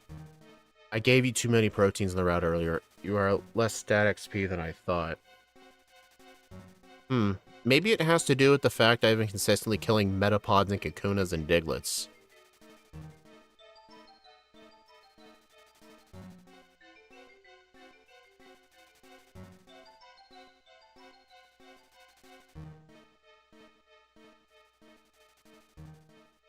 "23 was 3 damage in yellow, but Onix is a different level."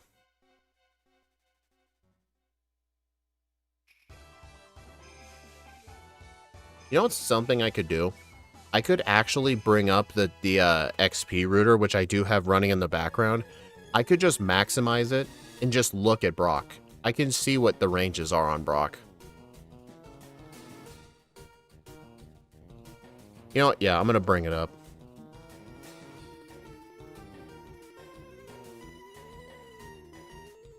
No, this router is using my exact run. Still recording, right? Yeah. Dude, I'm at 21 pewter trips.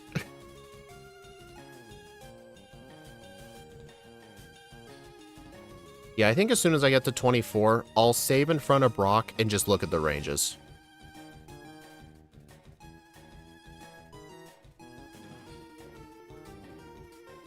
Level into 24 on Onix. Interesting idea.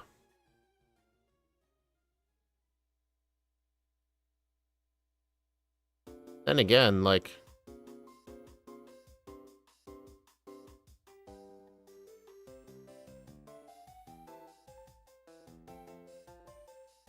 I mean, I would want 24 for the Onix.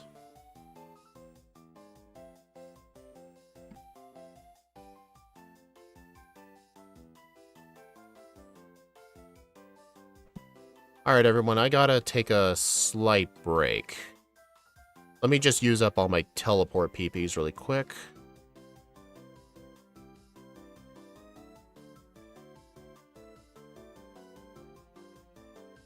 Alright, pause. Alright, everybody, I'm gonna go to the starting soon screen. I'll set a timer for when I think I'll be back. Let's see...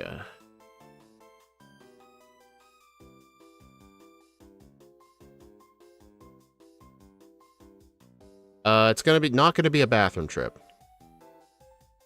Okay, yeah, that might be enough time. Alright, guys, I'll BRB.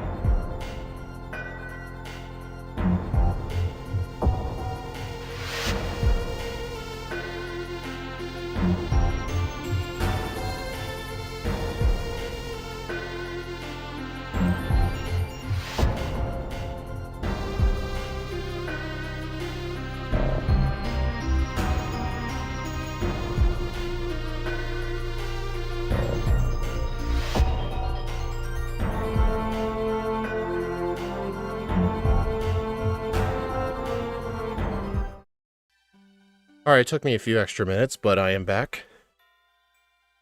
Yeah, Abra cannot learn Water Gun. The Alakazam line has, like, no coverage.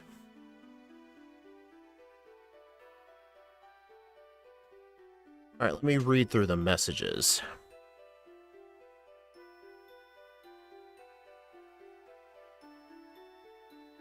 Yeah, once we get access to Mega Punch and Seismic Toss, things will speed up a lot.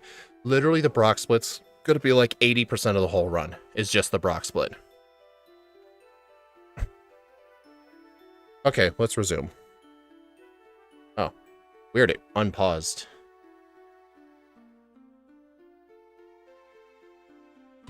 Alright, there we go. Oh, you did all the math?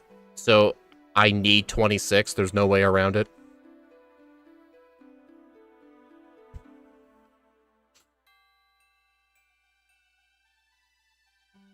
26 attack and level 25. So, okay, so what if I'm level 25 with 25 attack? Would I need 26? What if I have 25 attack at 24?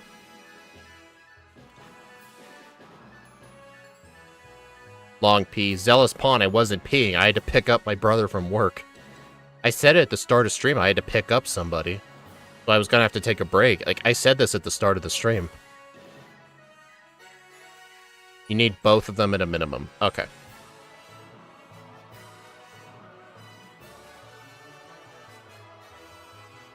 No. I wasn't gonna have enough HP for the Diglett if I did that.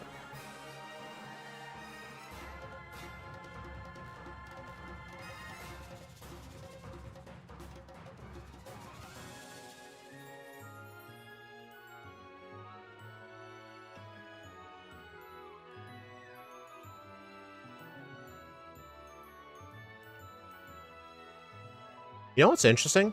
When I encounter something in the wild and teleport, it doesn't show up on the root file. Probably because it counts as running away from the fight.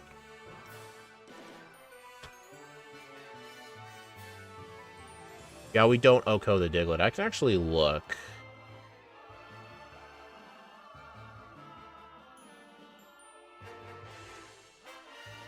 Oh. Yeah, I can't look at it, since I blacked out on it.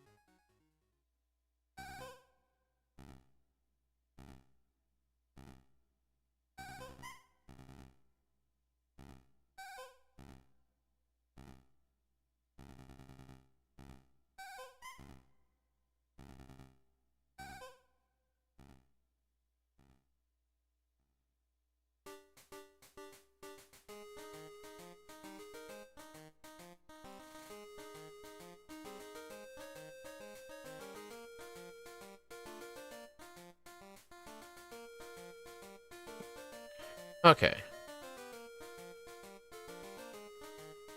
I didn't... Did I save? Game saved. Yep. The XP router actually did tell me I saved. Convenient. Yeah, I was talking to somebody. Oh, you're right. I need a crit for this. Yeah, I should have thought of that a little better. Okay, that wasn't too bad.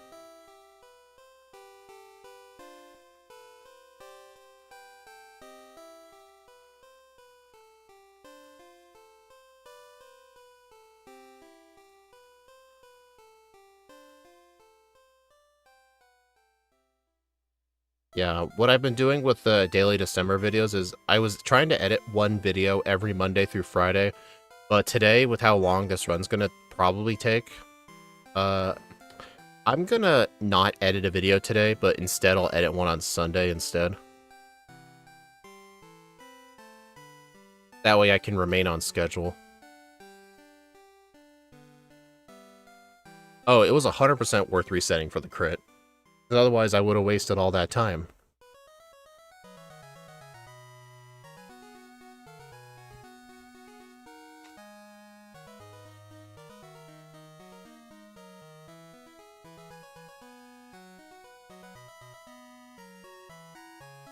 It's...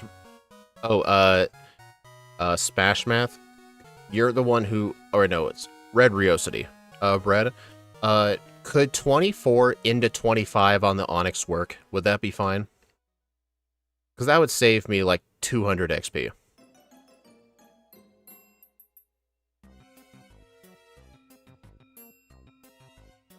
Or do I need 25 for the Geodude as well?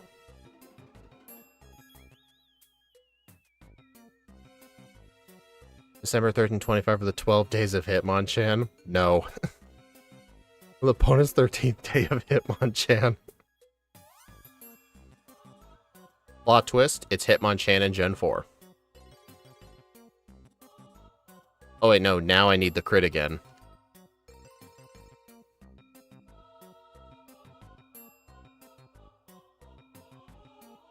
It says here struggle does 83 to 100%.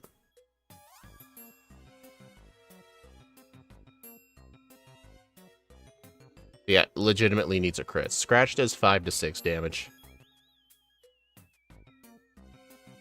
Okay, yeah, even if that doesn't do it.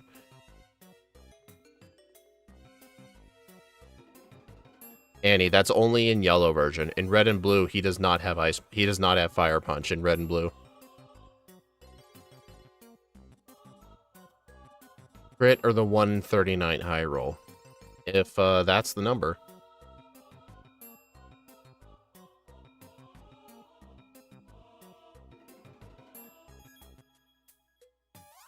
There we go.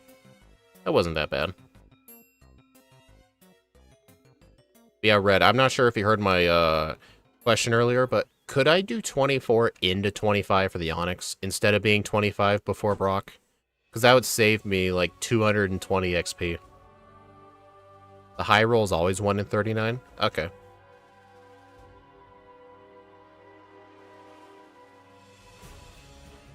I always thought damage intervals were in 16ths.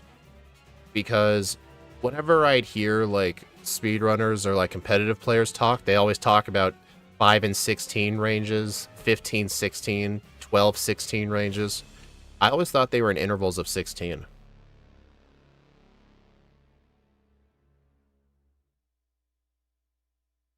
You would be doing less damage to the Geodude, but that is not as important since Defense Curl. 4 base damage instead of 5. Yeah, but I think saving the 200 XP is going to be quite nice. Because for raw damage output, like, I mean, yeah, we'll be doing 4 damage instead of 5, but obviously once the defense curl goes up, we need crits. But I think saving 200 XP is going to save us a lot of time. Velaspawn, I'm going to ban you.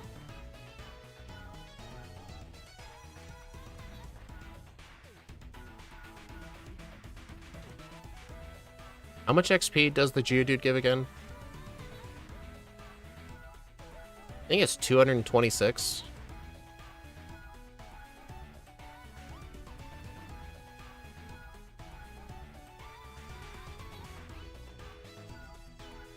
Okay, don't fight anymore.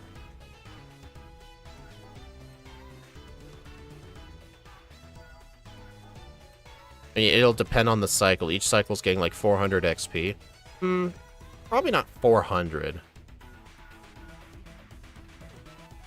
Probably like probably like 280. That is not what I wanted to do. Yeah, we're still gonna need to do this cycle a couple more times. You might end up getting level 25 at the same cycle you get close enough. True.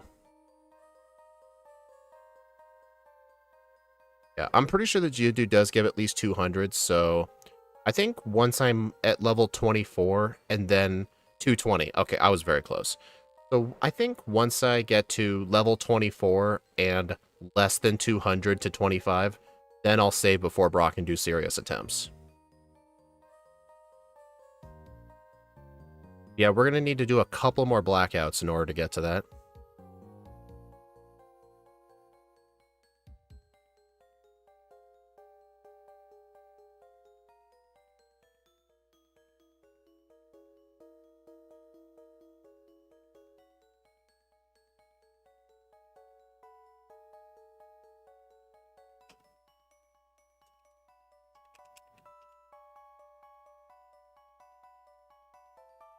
Oh, update on my Legends ZA living dex.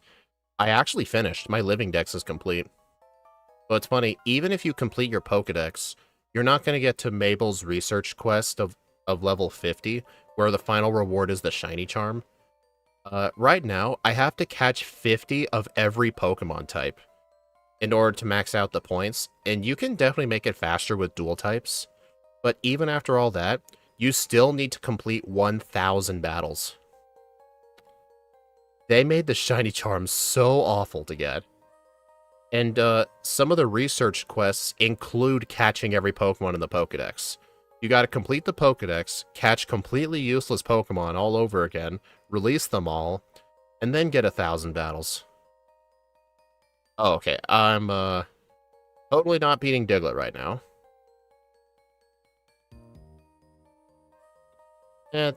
Oh well. Going faster than I expected. Honestly, I think it's because we thought of the whole, like, defeat 2 Kakunas, then go to the junior trainer. Because that saved a lot of time. Yeah, in the very end of it, it's still an easier shiny charm than the older games, so... I mean, at least the ZA Royale is fun. Plus, you can use it to farm up money, too, and XP. Like, you could actually just take it up as a challenge. Like, see how much money you could get in one night. And then you can use all the money for, like, vitamins and stuff. But besides, for the Infinite Royale in the post-game, it is mandatory if you want to catch everything to do at least 15. I won't say too much else. I know it's been like a month since the game came out, but my personal rule is I wait 2 months before I start talking about plot lines in the game. That gives people who want to play the game time to play the game and play it. I'll still give a spoiler warning first.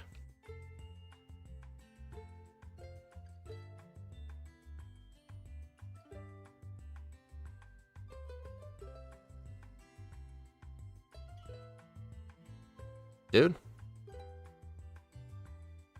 810. Yeah, I'm gonna need to do one more blackout.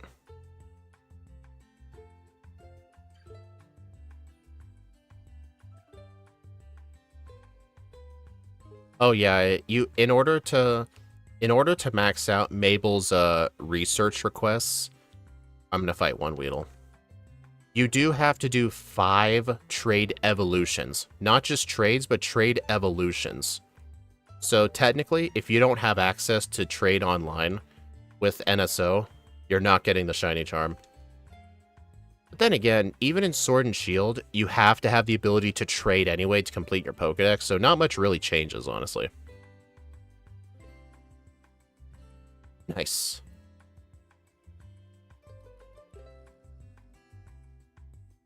$442. Was there? No, I never made an over-under, because I would have no idea what it would be. I said 340. Okay, I don't think it's going to be 345. I think once we beat Brock, I think the run will only take another hour, 10 minutes once we beat Brock. Honestly, I'm going to call it. I think I'll get sub 3.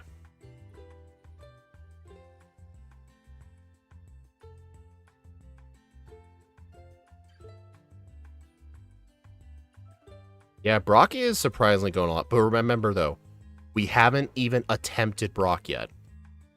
You gotta remember this. We haven't even attempted him yet.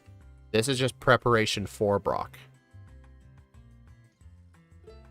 And then as soon as we beat Brock, we'll sell the TM for buy to get potions because we need to use Struggle on the Route 3 trainers. Actually, in fact, for the Struggle training on Route 3, we're actually going to be fighting the last just because she has less Pokemon.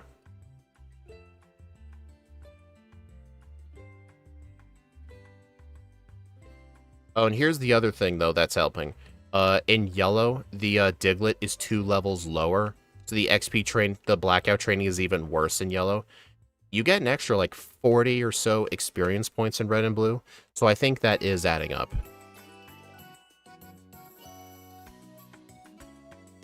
Yeah, I legitimately think it's the higher level junior trainer. That might honestly be it.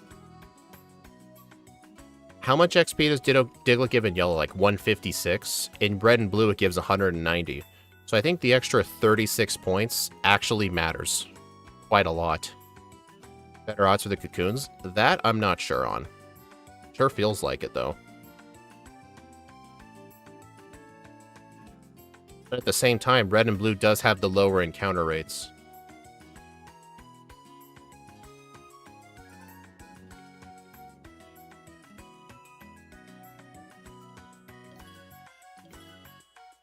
Okay, 20.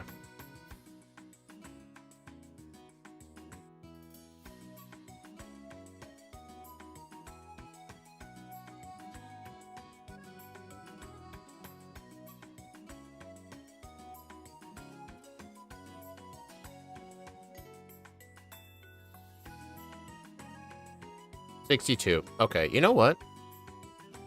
We're so actually, wait. I was going to say we're so close, maybe we could fight one Kakuna, but we can't. We're going to lose HP if we do that. Actually, you know what? No, let's just get 25. I'll just fight the junior trainer once. Actually, maybe you know what? I'll attempt to kill the junior trainer. I'll attempt to kill him. In Minecraft. Yeah, the lower... You know what's funny? Scott always thinks in red and blue... Like, I don't know if he's changed his stance on this since then. He hasn't done red and blue in a while. He always kept trying to say that this training was actually better than the forest because of the lower encounter rate. But Steve and I kept arguing, yes, the encounter rate is higher, but the XP you're getting is so much worse that in the amount of time it takes you to defeat like 5 Pokemon here, you could probably encounter like 2 Kakunas in a row and easily make up all that time. I've had times where I encountered 4 Cocoons in a row. Like, with how many you have to defeat, it's gonna happen.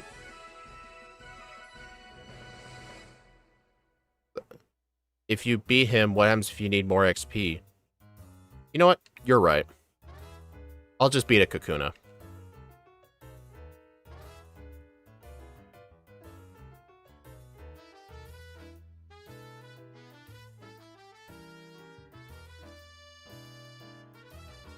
Look at that, 26 attack. Nice.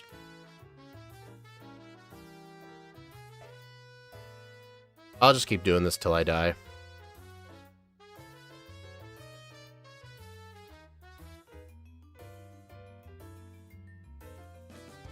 I'm not going for level 26. I think 25 with 26 attack will be good enough. And I'm dead. Okay. Alright, now to drain my PP and start with Brock. Alright, guys, over-under. Do you guys think this will be over or under 25 resets? 1.22. So what you're saying is, for every 5 times we beat the red and blue junior trainer, it takes 6 of them for yellow. So like 6 Digletts in yellow is 5 Digletts in red and blue, if my math is correct. Over 25. Alright, so we're at 28 right now. So 28 plus 25 is 53. Okay. If it is over, then we'll be over 53 resets. Then again, a lot of those resets on the rival were kind of unnecessary because I was trying to fight him way too early of a level, which definitely did not help. I think if you did this whole thing right here optimally, you could probably attempt Brock at around an hour, 29 minutes. If you did it efficiently, like you didn't even dare touch the rival until you were like level 15.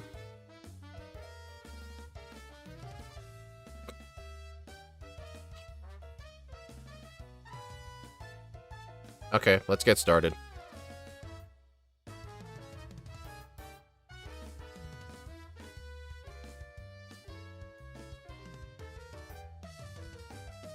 Alright, Struggle on the Onyx does 3 to 4 damage. On Geodude, it's 5 to 6 with no defense curls. But let's see, the Onyx has 36 HP. So yeah, we need a minimum of 18 for the Onyx. Yeah, if we get damaged here by Tackle, I'm resetting. And I'm not even going to bother with that. Okay, yeah, so if we get past Geodude with 18 HP or less, I'm immediately resetting.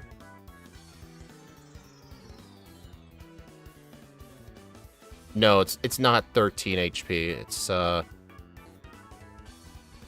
It's 18. Because half of 36 is 18. I get there's some weird rounding. But... you know, fine, let's try the 18. Reset. It's 13. Oh, because it's doing 3 to 4? What are the odds of it doing 4 damage, though? 8 to 11%.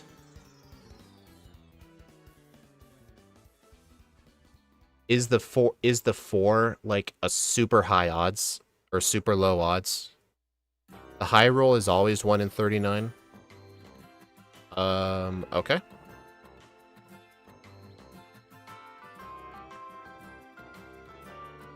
Oh.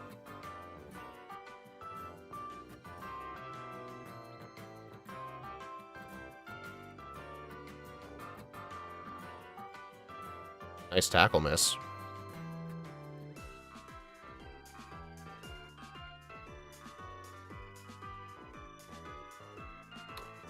Okay, that was kind of an unlucky Geodude.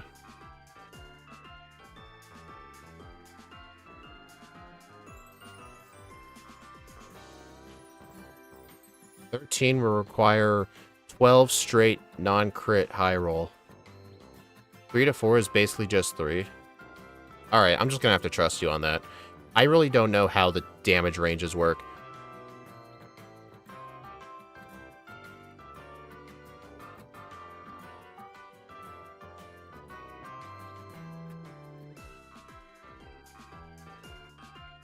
Early bide, just reset if you're on health like that. Okay. Yeah, that's gonna kill me. So yeah, if I'm doing 3 damage on the Onyx, then a bide means if it's a 2-turn bide, it's at least 12 damage. Yeah, if I'm at like a quarter HP and the Onyx uses bide, just reset.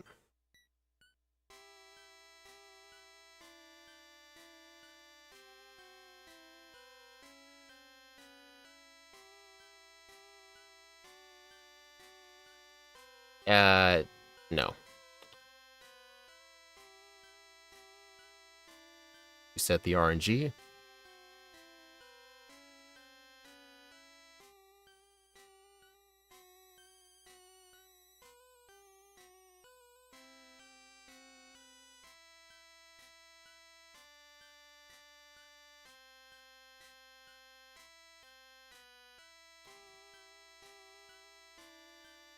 My god, crit the thing.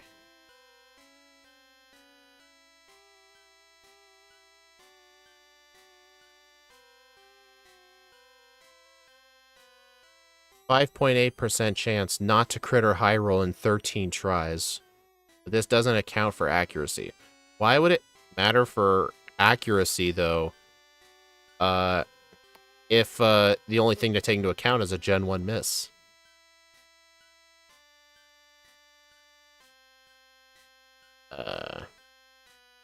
Nope.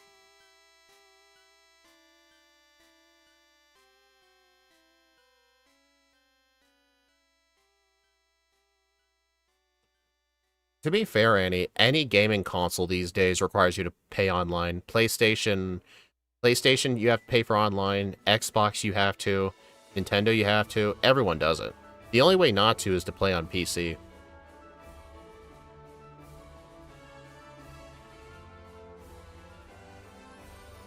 That is gonna hurt.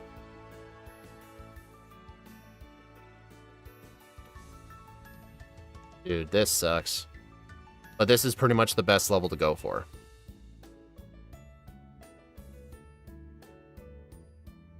Then again, if we can arrive at the Onyx at a buttload of HP, like around 40 HP, like if the Geodude just uses lots of defense curls and we get a few crits, then it gives us wiggle room.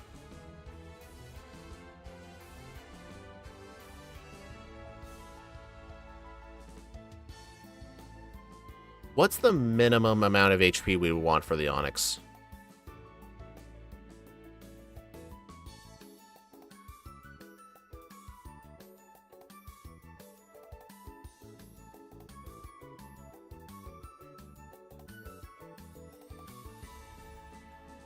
Like, I know the minimum is 13. But if that's that low, I'm like, yeah, the odds of me winning are super low.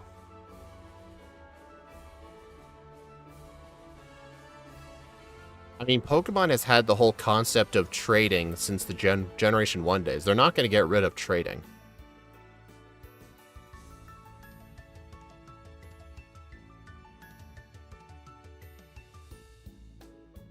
Oh my god. Nope. Any chance it's worth another level, or is it faster reset 50 times? You gotta remember, how long is it going to take to get like 1100 XP points? Just like I said, for an extra 2 HP points.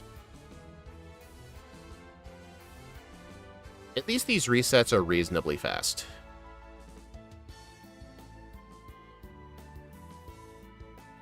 Yeah, I don't think so. Yeah, no matter what, like, if we spend an extra 17 minutes getting one level, does that really change anything? It doesn't. Yeah, 5 Diglets, exactly.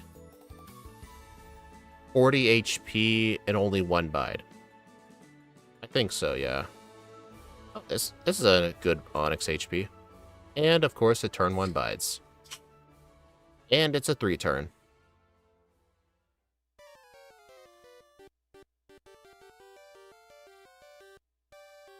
You know what's funny? If I had crit twice in a row, I probably could have won that. What do we need for 4 damage? I think Smash Math might be able to look at that. I can't test it while playing. Oh, yeah, the whole thing with 4 damage to the Onyx is we take 2 damage in recoil. So we're delivering an extra 1 HP for an extra damage of recoil.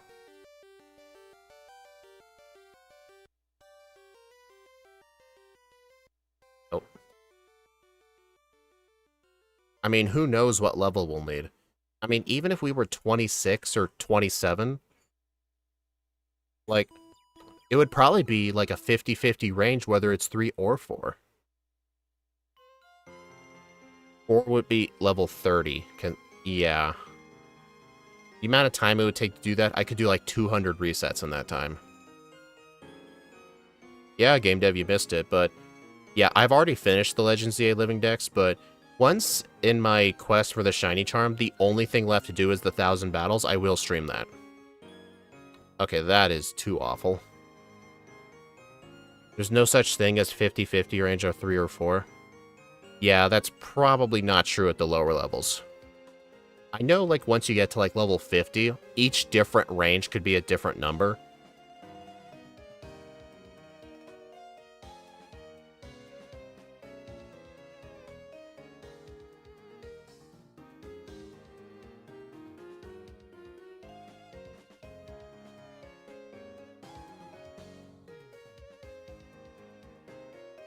I just Gen 1 miss struggle. When are we going to link up trade to get that research done? If you need help with the trading for the research tasks, Axu and my server can help you with that. He helped me with it. He actually helped me evolve my Spritzy and Slurpuff and Onyx. Not Slurpuff, Swirlix. Okay, 24 HP. Nice tackle miss.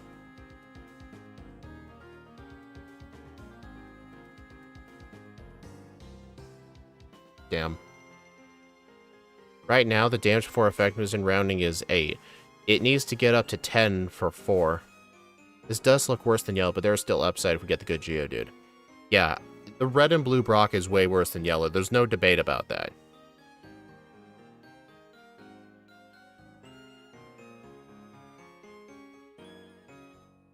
Yeah, that's too low.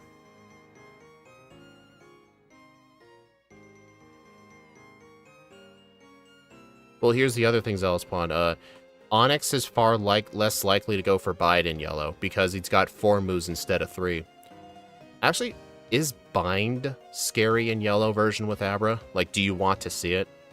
Because, I mean, it's got to be better than Bide. 23.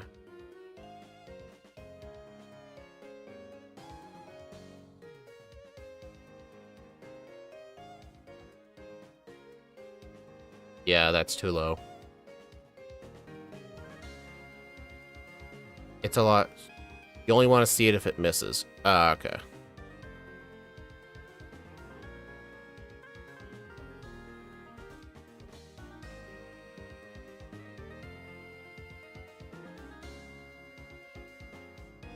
Seems like the average amount of health I get's anywhere from like 24 to 29. It seems to be pretty rare if I'm over 30.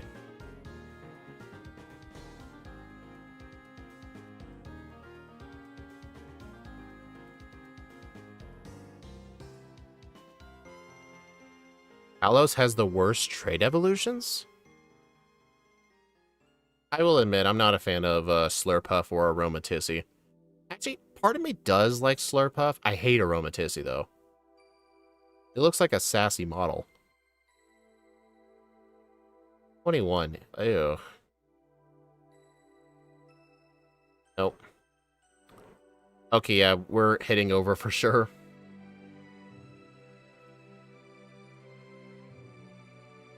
Then again, like Smash Math said, we would need literally level 30 to do 4 damage consistently. Okay, interesting. 29 HP. Nice.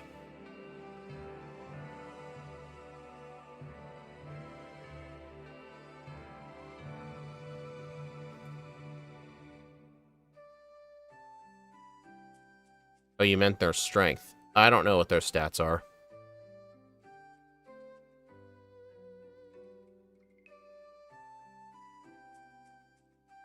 Yeah, Tackle's doing 5 damage.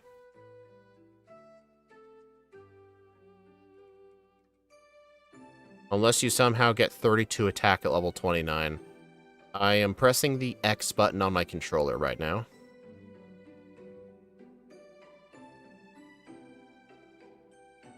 Oh, Trevenant's stats aren't the best, but I did play Trevenant in Pokemon X on a live stream a couple weeks back. It did surprisingly well. I was actually pretty surprised by it.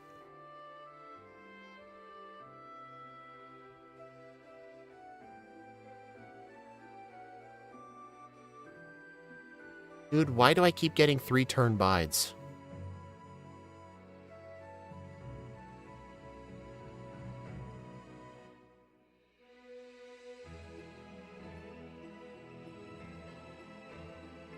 But yeah, do you guys remember just how much HP the Onyx had whenever I got to it? like by the time I died, an extra 2 levels would not have helped me win any of those attempts. I'm still going to need luck no matter what. Seriously, it's always the 3-turn bides.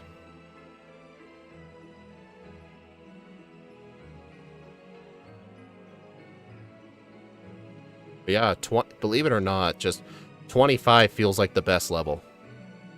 I mean, if we had a choice between 25 or 30, 30 is probably the best level, but it would probably take me another hour to go from 25 to 30.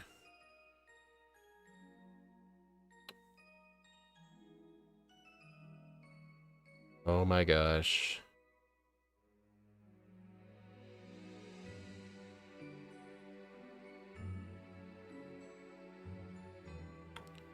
I get the feeling if I had gotten 3 crits in a row there, I would have won. With when that bide happened. I just wish I can get the bide to happen at the right moment. What do you mean Geodude's breakpoints? Like when it starts doing less damage with tackle? I mean, if you want to, go ahead.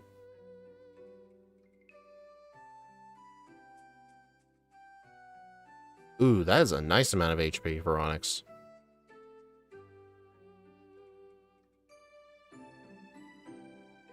Dude, why am I always getting 3-turn bides?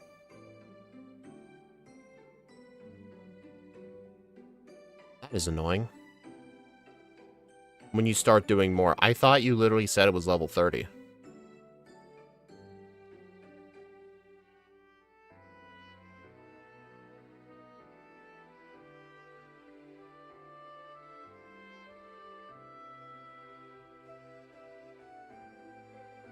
That was for Onyx. Oh.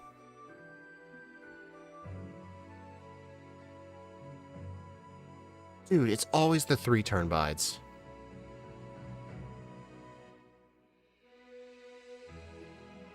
Even if I had got... Okay, now I get the 2-turn.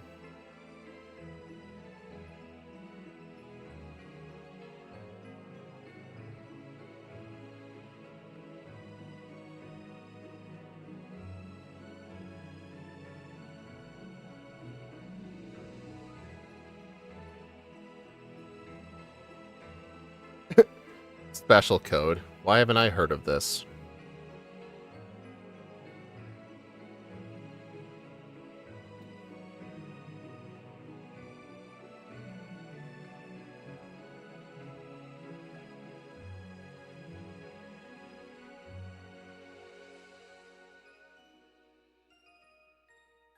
Come on, get a crit. Get a crit. I said get a crit. You aren't listening to me. Crit.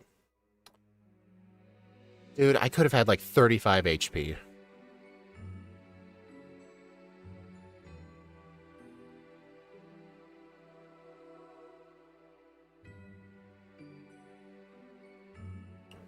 Man.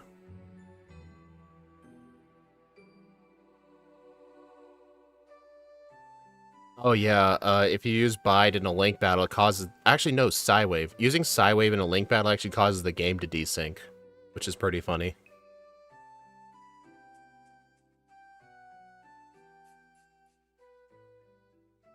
Honestly, what I'm starting to suspect... If I don't have at least 30 HP, the chances of me winning are absolute 0. 28 attack at the 28 damage rounding threshold will do 6. But then again, the Geodude needs crits no matter what. Geodude isn't really the problem. Geodude just needs crits. The problem is the Onyx.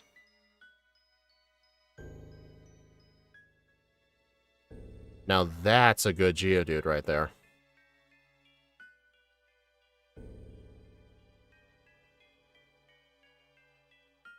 Hey, look, a 2-turn bide. I've never seen those before. Ow.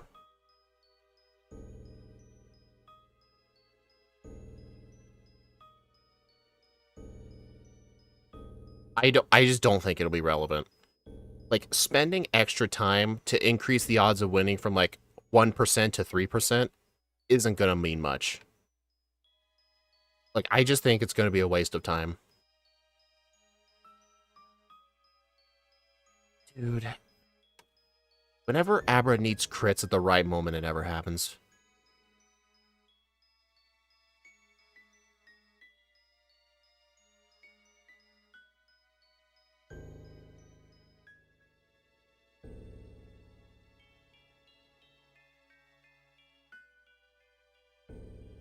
It doesn't feel like I'm actually playing the game. It feels like I'm watching a match.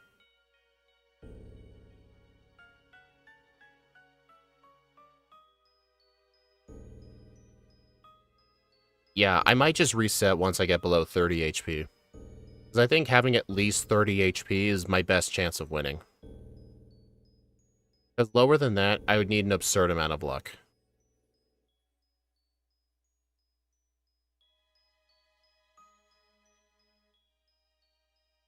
I'll take exactly 30. Oh my god.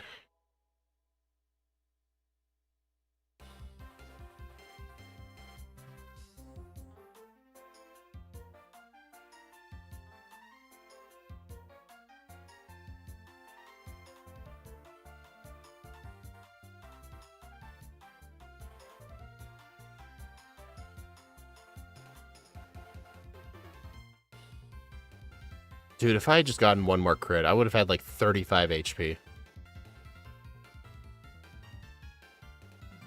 Zealous Pawn, shut up.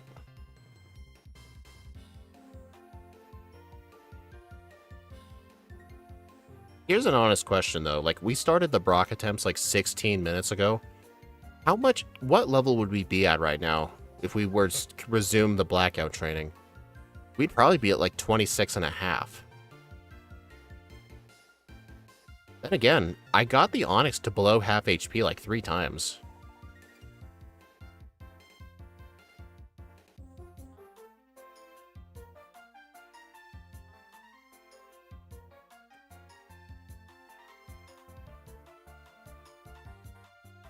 Seriously, the Geodude crit?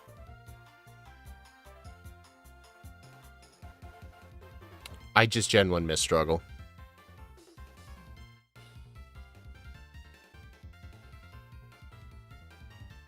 You know, I'm not sure why you're trying to do calculations for the different levels. It's not like we're going to get to them.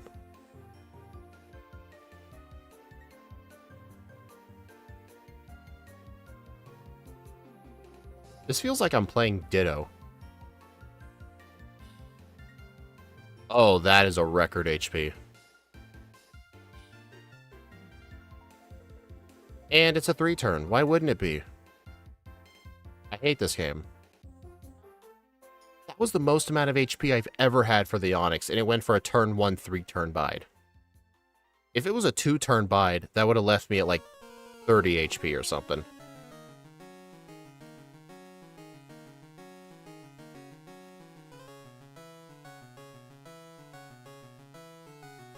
Yeah, that was our best chance of beating Onyx.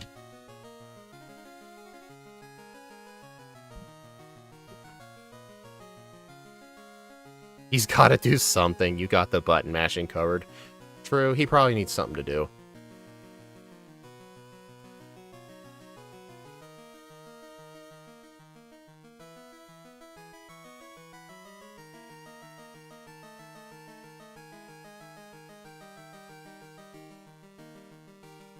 How come every time Geodude's at 1 HP, Abra never crits?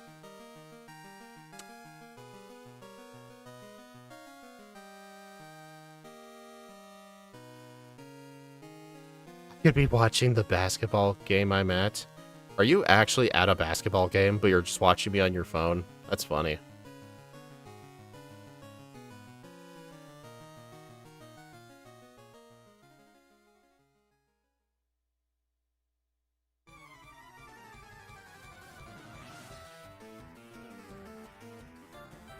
Seriously, at the low HP, I never get crits. You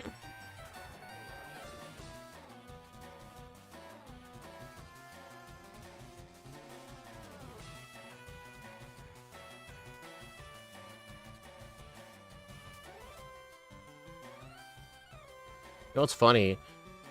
Defense curls at the start of the fight is a double-edged sword. While yes, I'm not taking damage, it means if I don't get crits right away, it's going to take more turns. My blackouts and resets are inverted. You know what? I'll talk to him on the side.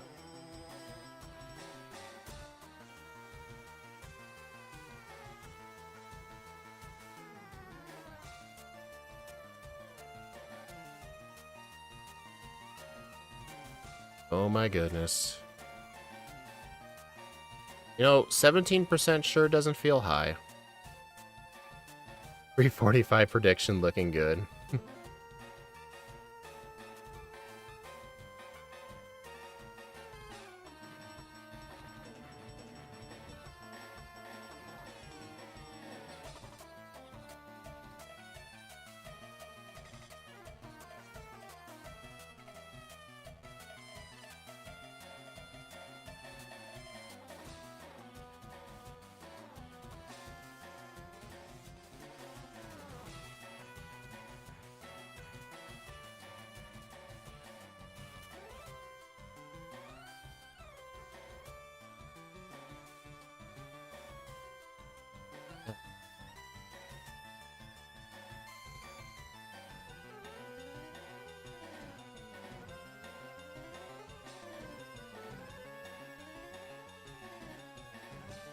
Okay, that was a good Geodude.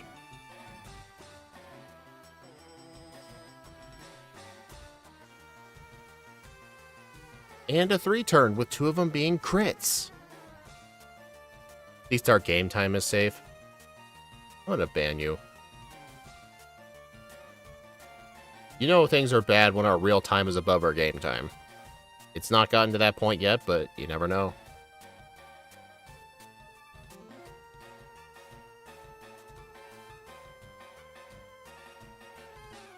Come on. Nice. Okay, that's a good HP.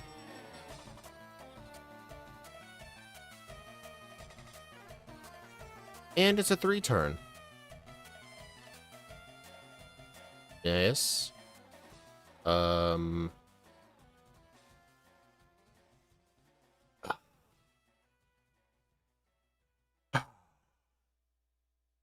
If it weren't for the fact that that bide was a 3-turn, if that bide was a 2-turn, I might have won that.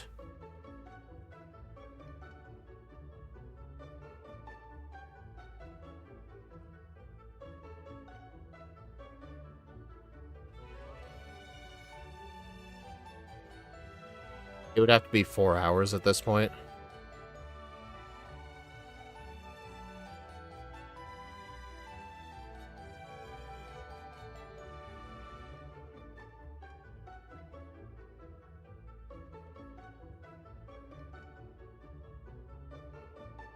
Okay.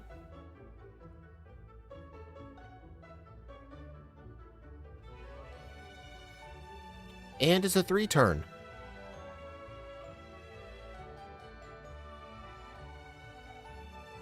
No, even 3 crits would not have helped there.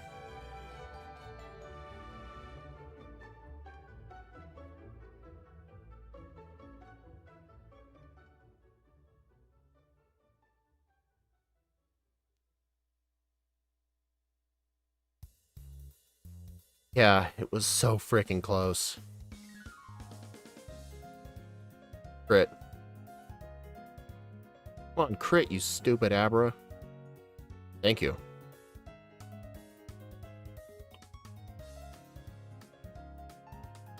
And a crit. Even though that was a 2-turn, that really didn't affect things much.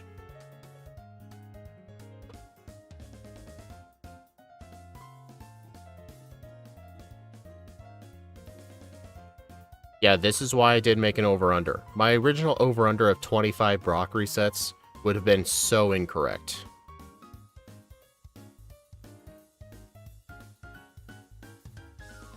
Yeah, I'm trying to get at least 30 HP, because I think 30 HP is, like, the bare minimum. Crit. Yeah, I'm not, no.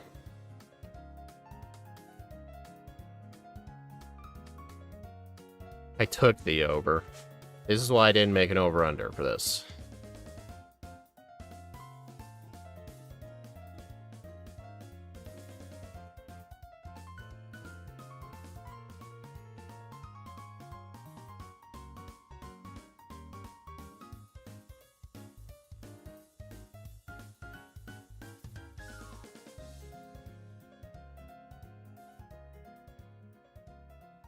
That probably doesn't affect the RNG at all in any way. I think once I save, like, whatever.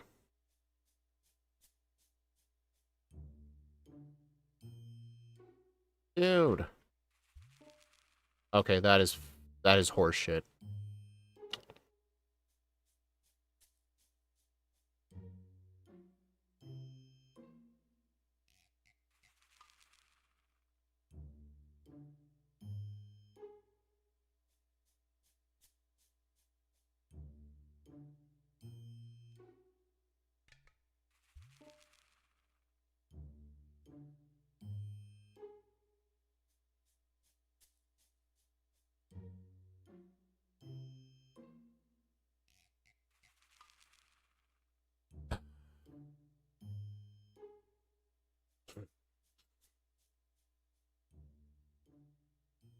Would I say this is better or worse than Ditto on Lance?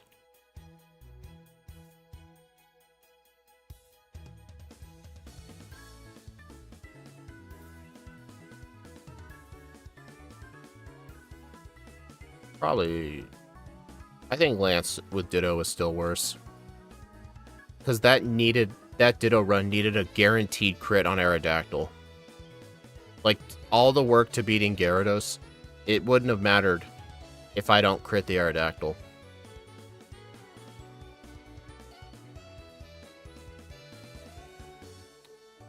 God.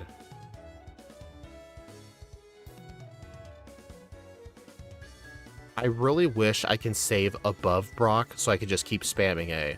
But at the same time, me having to tap up every time might slightly affect the RNG. Spamming out teleport on Diglett still black trade is probably not viable yet. MVF, I'm not going for that anymore because getting an extra 1 level, 2 levels will not impact the results of the Brock fight. The only way to actually impact the results of the Brock fight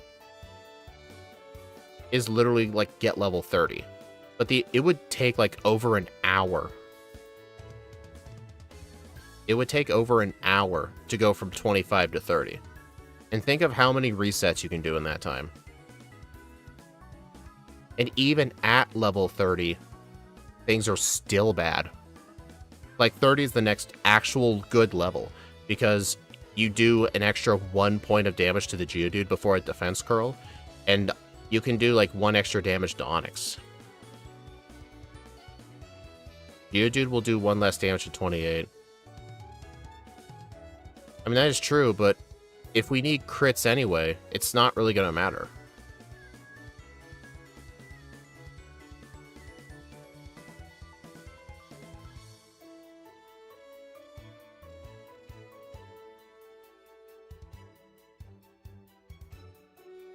But yeah, like, something that people need to remember, it may seem like, yeah, we need more XP.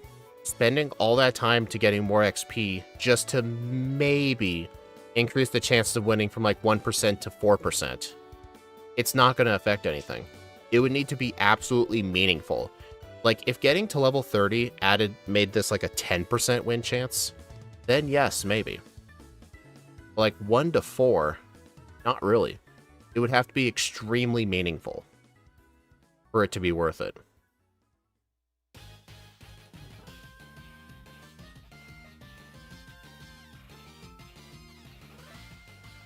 Okay, that's some good HP.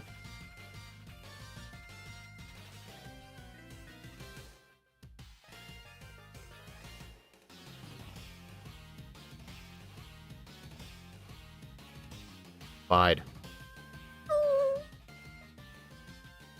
Dude. That was so good. I just wanted Onix to use Bide at the last second. And maybe, just maybe, I would have won. But it went for Tackle. Dude, that was like the only time I've ever seen Onix like never use Bide for that long. It's kind of insane.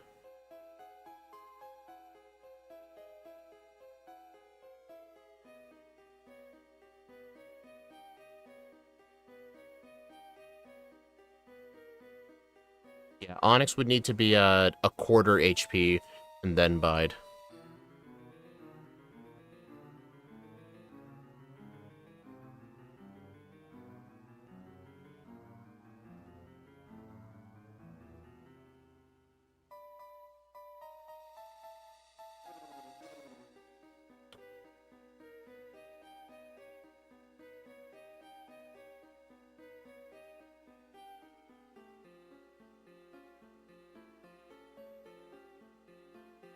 Yeah, it just seems like... It seems like the extra defense curls at the start actually make struggle worse. Funnily enough, I don't want all defense curls unless I crit every time. Okay, nice HP.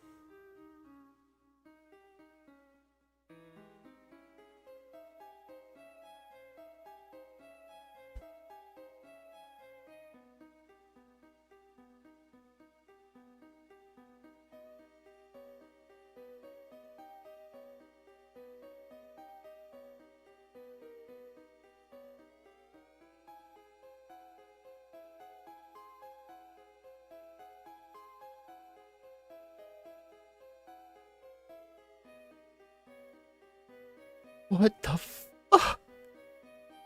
That was so almost so perfect. Found the one scenario where one hit point would have mattered.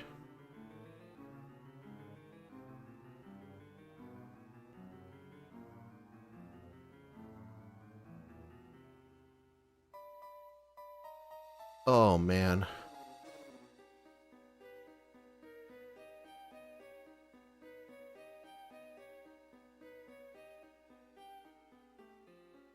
Yeah, but that's like the only situation that would have mattered. But at the same time, Geodude using one extra defense curl would have mattered there.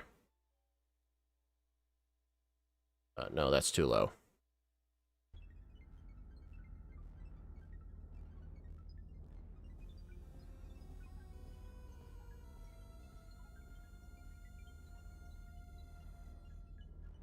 Yeah, VOD watchers might want to skip ahead.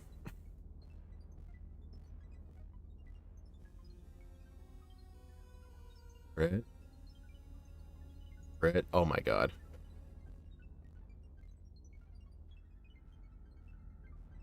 This Abra doesn't believe in crits anymore.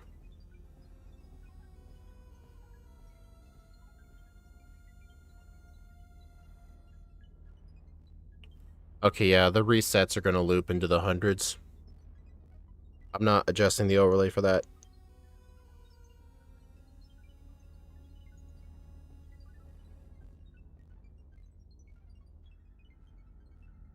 Dang, I was so close to having a perfect Geodude.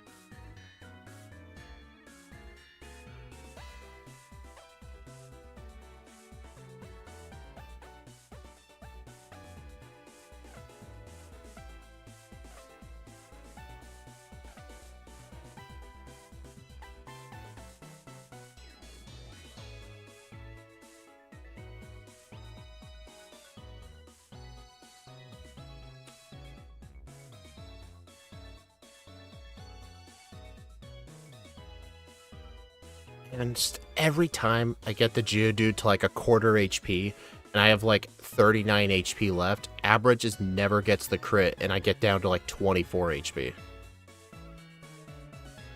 I just Gen 1 miss struggle again.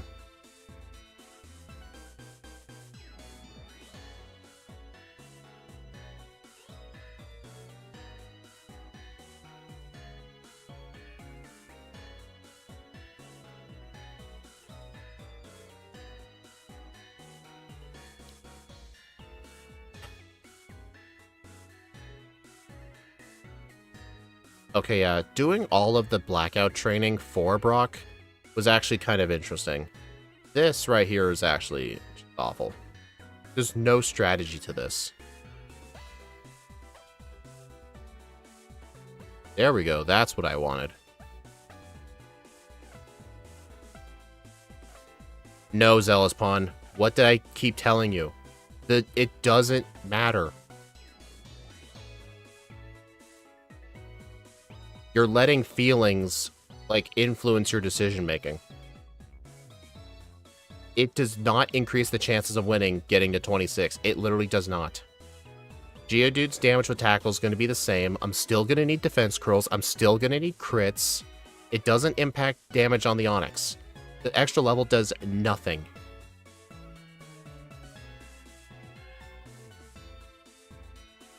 Zealous Pawn, 2 extra HP isn't going to matter. That one fight was like the only time that would have mattered. But you know what else could have impacted it? 1 extra defense curl. If the Geodude had gone 1 extra defense curl and 1 less tackle on that fight, I would have won. Like, literally nothing.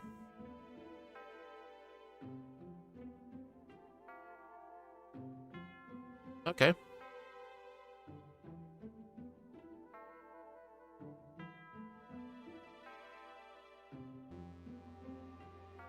Bide. Fuck. Yeah, that's why I keep saying a little. Like, going from 1% to 3% is nothing. I'm not going to spend an extra 16 minutes for 1 level just for a 2 or 3% increase in the odds. It's not worth it to me.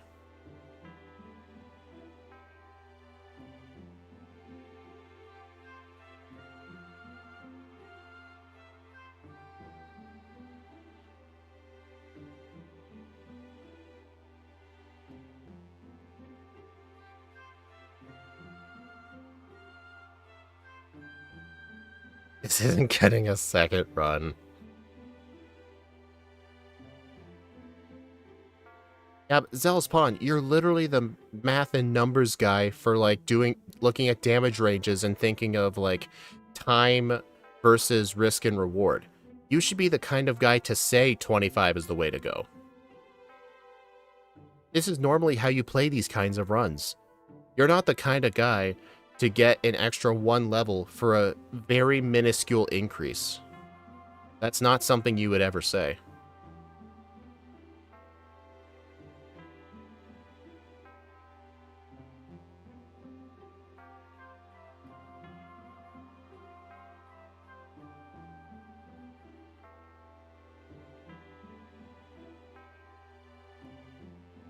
Seriously, can just one of these crit?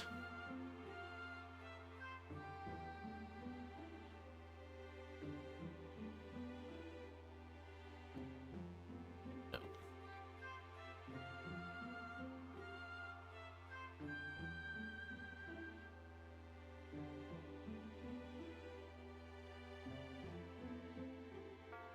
We already need a lot of luck. Zealous Pawn, out of like 70 or so Brock resets, that kind of situation only happened 1 time. But like all of the other Brock resets, 2 HP didn't matter. You can admit that, right? Except for that 1 fight, every other fight would not have mattered at 2 HP. Like 2 HP would not have affected the fight. If trading to 26 makes Geodude do 1 less damage, then I would say that's worth it. But no, Smash Math said I need to be 28 for Geodude to do 1 less damage.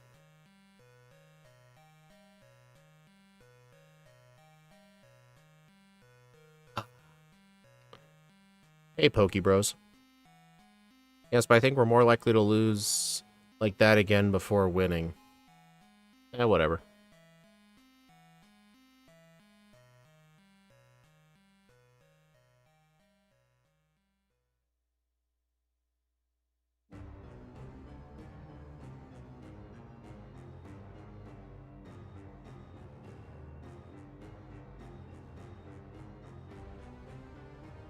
Yeah, if I was still doing the Blackout training right now, I think I would probably be level 29 right now. I started doing Brock at 28 resets, now I'm at 108, so I've done 80? Yeah, I've done 80 resets on Brock.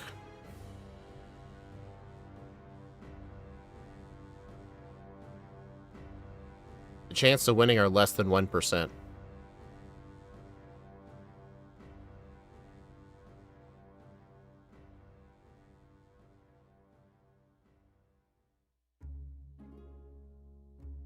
I've had 3 ties to Brock before a win yesterday. I do think the good scenarios for us will be quite close, barring a 1 in 1,000 outlier. Yeah, level 30 would be the next level where I'm like, you know what? That would actually make a difference.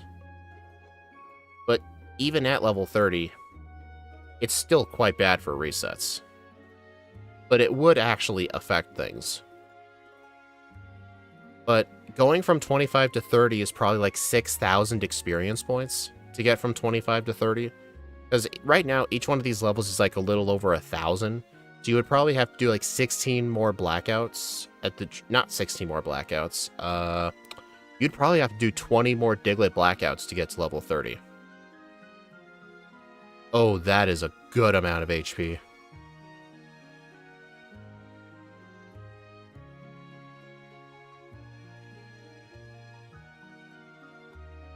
And it's screwed.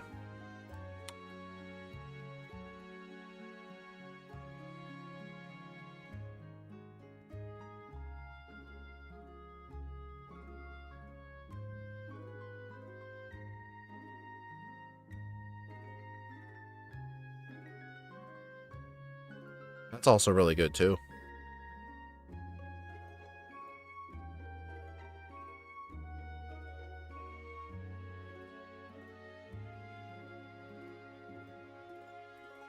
I will never win this.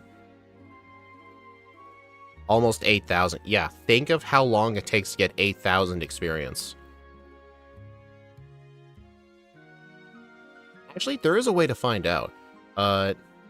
Find out how long it takes to drain 20 teleports, and then, assuming these are first try encounters, how much time and XP will it take to defeat 3 Kakunas, then defeating Diglett, then losing to Sandshrew? I mean, at the higher levels, you could probably do 4. Okay, maybe not 4, just stick to 3. But yeah, like, 60 experience with the Kakunas. Let's see, yeah, 60, 60...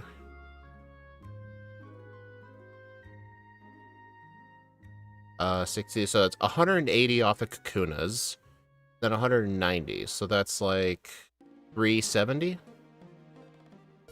So, 370, so divide that by 6, take 6,500 divided by 370, that's how many blackout sessions you'd have to do.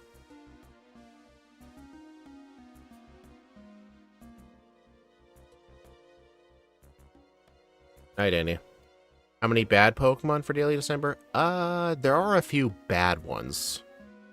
Like, if you want to know how bad, there's this one run I did in Pokemon Platinum where, I had to fully max out my EVs for the first gym.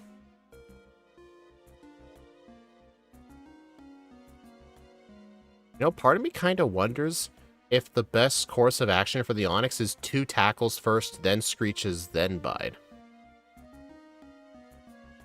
7. Okay, yeah, so you'd have to do 17, like, Diglett knockout sessions. And let's assume the 20 teleports, 3 Kakunas, and 1 Diglett blackout is, like, 6 minutes. So 6 times 17...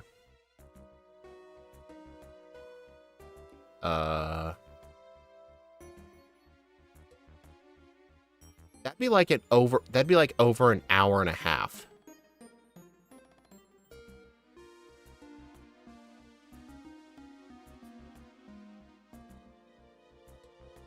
Is not 6 minutes, but there's, yeah, but that's true, but there's also the time it takes to find the Kakunas.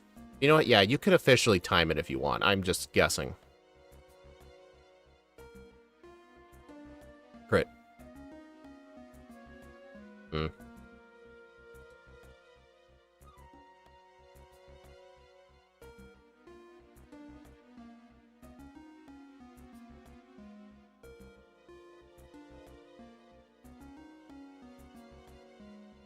I need to actually look at Brock here. How much does a crit struggle do on Onix? 5 damage. You know what? That's actually really convenient, too, because if it was 6, that'd be 3 damage of recoil.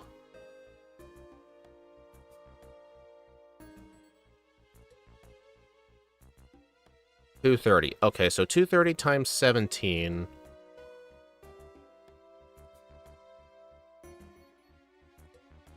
Probably like 45, 50 minutes.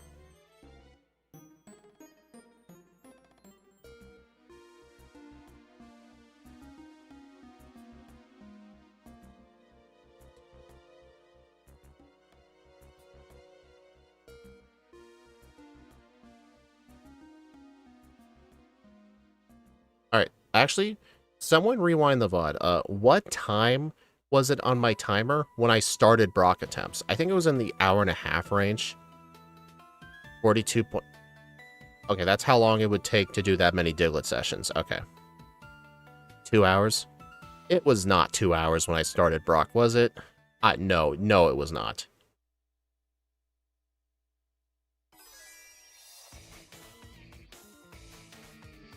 $140, that's better. So 50 minutes. Okay, so if I had done the training extra 17 or so Diglett Blackout sessions, I would have just hit level 30. Just did. And in that amount of time, I went from 28 to 121 resets. So in that amount of time, you can get 100 resets. And there were a few times I was very close to winning. I had a literal tie on Onyx.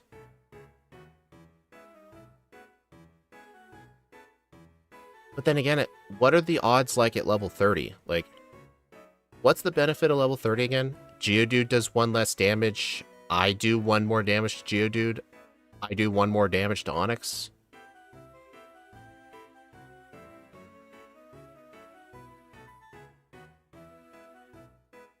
If someone is willing to do red with Abra with the level 30 strat, please inform me.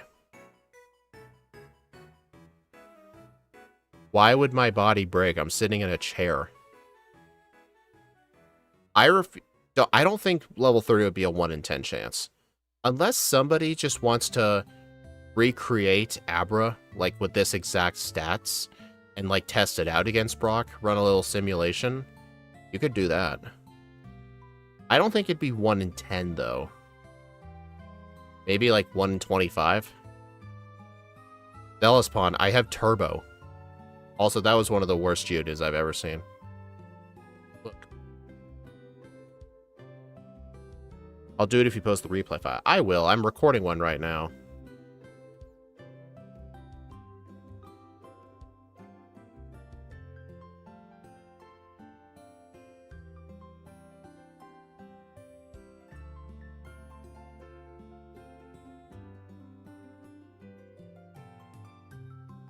Scott's patch or a different one? Scott doesn't have a patch for red, blue, and yellow.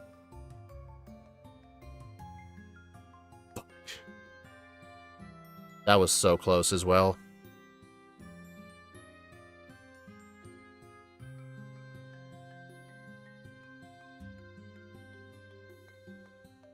Oh, yeah, I'm recording a replay file.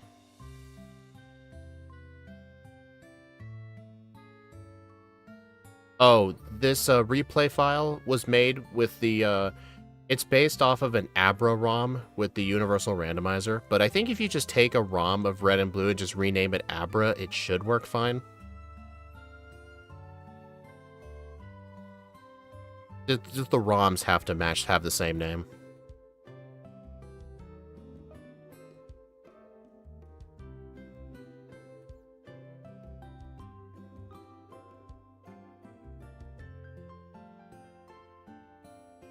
I mean, then again, this isn't true pain. I did an 8-hour part 1 Ditto stream before.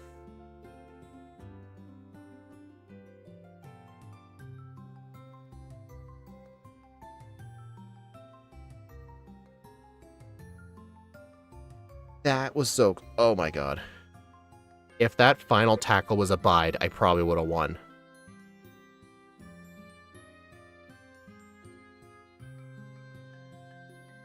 Dude, I keep getting so many close calls lately. Like, all close to each other. That must mean we're getting pretty close on a win, right? I mean, have you seen this Onyx? This Onyx does nothing but 3-turn bites.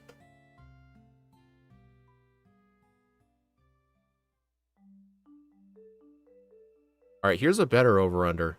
Will this be over or under 200 resets? Gambler's fallacy.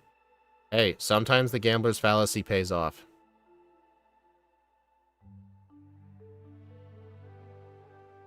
It paid off with the Ditto run.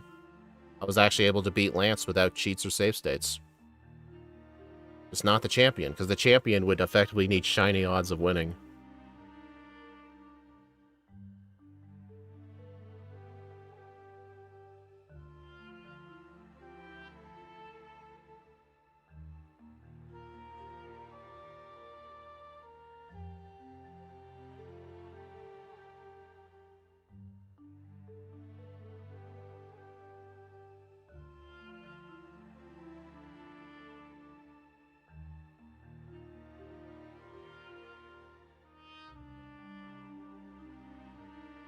Need to make a bot to play Red and Crystal with Ditto. I mean, that'd be a lot simpler, because you don't have to worry about, like, the best EV spreads. You would just need max out stat XP level 100. But I'm pretty sure Axew figured out the best way to actually beat Red was actually hold a Mystery Berry and crit the Pikachu, and then recover Transform PP, and then transform into Espeon.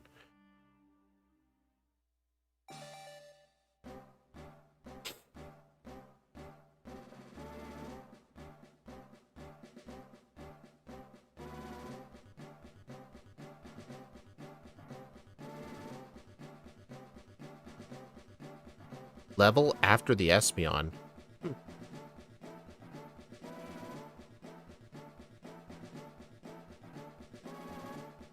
That's funny, this kind of feels like grinding out the Gym Leader Castle in Stadium 2 in the Elite Four.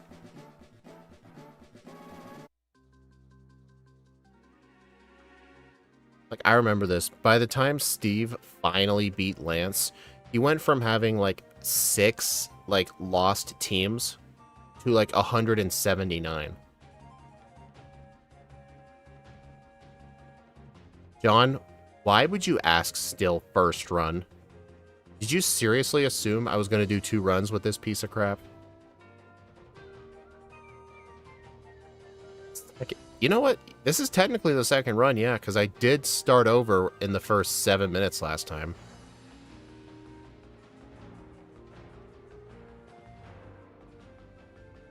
Yeah, this it is technically my second playthrough, but for the sakes of my own personal leaderboard, I only count completed playthroughs. So when this gets on the leaderboard, it will be playthrough number 1. Smash, I actually don't play like that. I actually really don't like doing blind first playthroughs. I don't think they're fun. The best way for me to do these kinds of runs is actually plan them in advance. Not play them, plan them out. Like if I was playing like one of the newer games, like, I'll know the attack EVs I need for the end of the game so I can plan around it. Like, it's knowing the end game, basically. Because doing a first stage in Platinum blind is not fun. I always plan to. See, not you. You get me.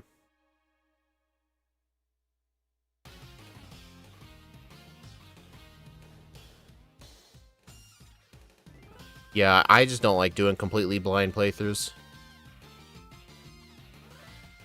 Because I don't like the feeling of, like, forgetting a very important move and getting 500 resets in the champion.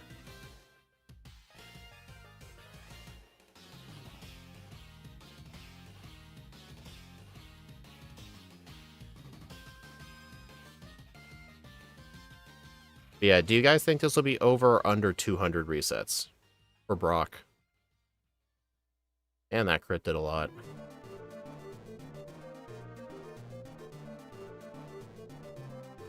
Nice.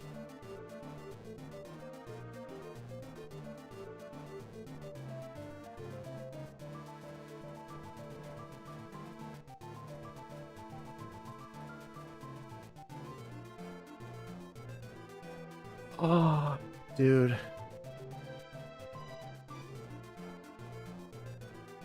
That needed one more Screech.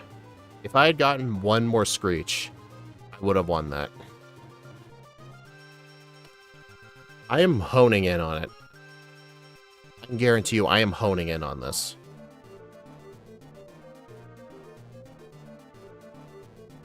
You think it'll be under 200? Right now it's at 138. You can't see the hundreds place, but trust me, that is 138. Like, I've been getting closer attempts as of lately. Like, I think it's gonna happen.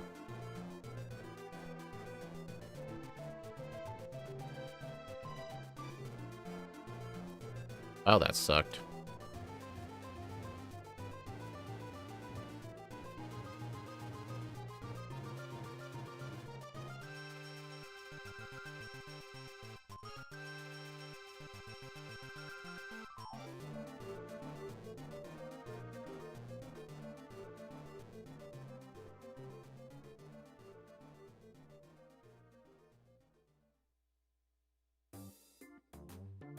Yeah, even at that one attempt, an extra 2 HP wouldn't have mattered there. What mattered was the ranges. It was the moveset choices from the Onyx, essentially.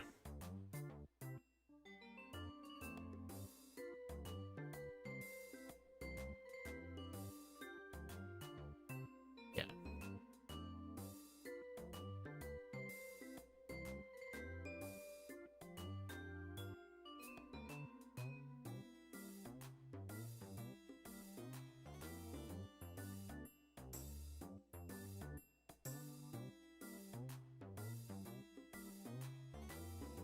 Honestly, if the odds of the level 30 Abra are actually 1 in 10, then doing level 25 is actually slower.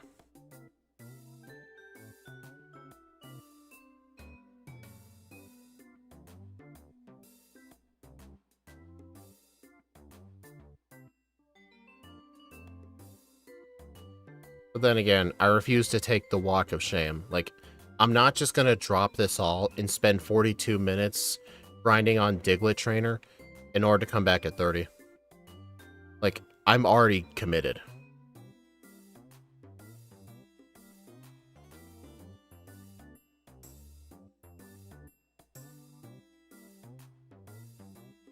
You've been unlucky, you don't say. Yeah, on average, I should have won by now. I had multiple very close calls.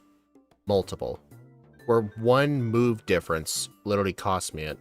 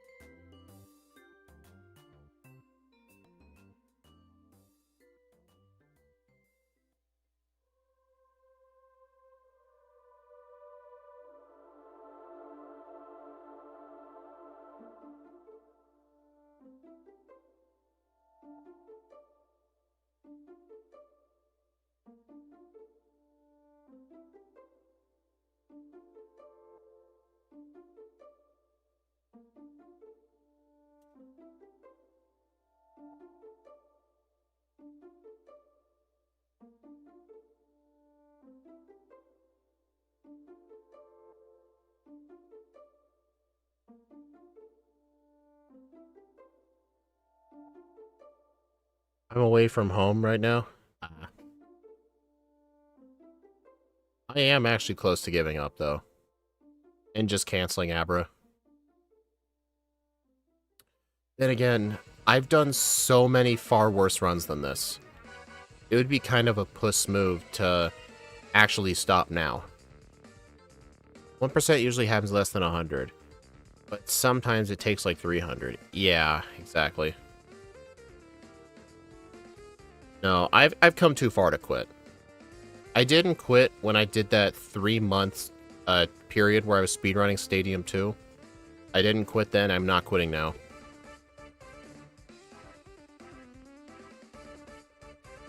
You know, this music is actually kind of appropriate.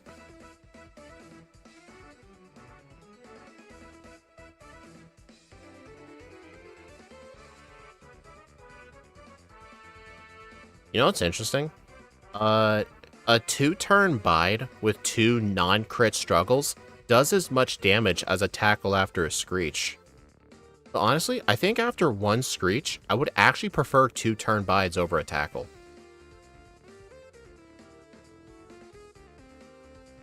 Yeah, but Zealous, I know I have that guy, but I've already committed to this point. Like, that would literally just be taking the walk of shame. It doesn't feel good. Like, you know that feeling of the walk of shame? It never feels good to do the walk of shame. Oh, see? That was another close call. Yeah, I axe you, still at Brock. And don't believe that reset counter. That's actually 147.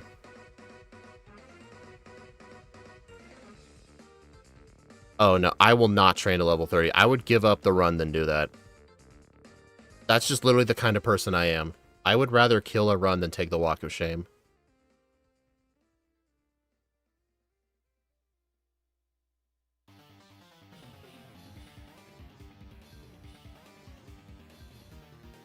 Yeah, 3 crits in a row would not have killed from there.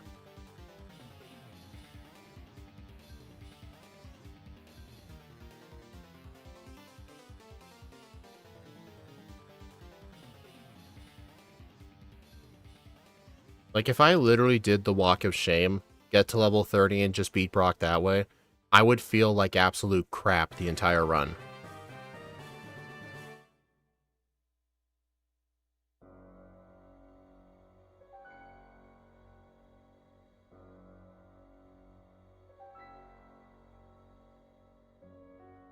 Okay, yeah, so 2 struggles into bide is like 12 damage.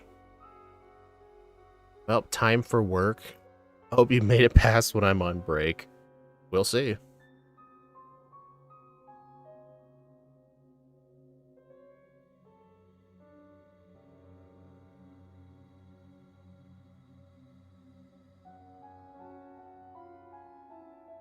And why can't this game have leftovers? Actually, this is worse than Aerodactyling.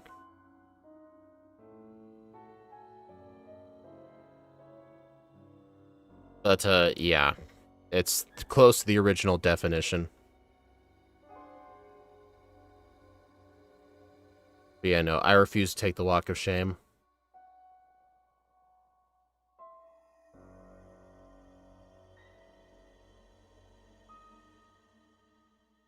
Dude, that crit did like 10 damage. Wow, a crit on the Geodude does 8 to 10. That was a max roll thing.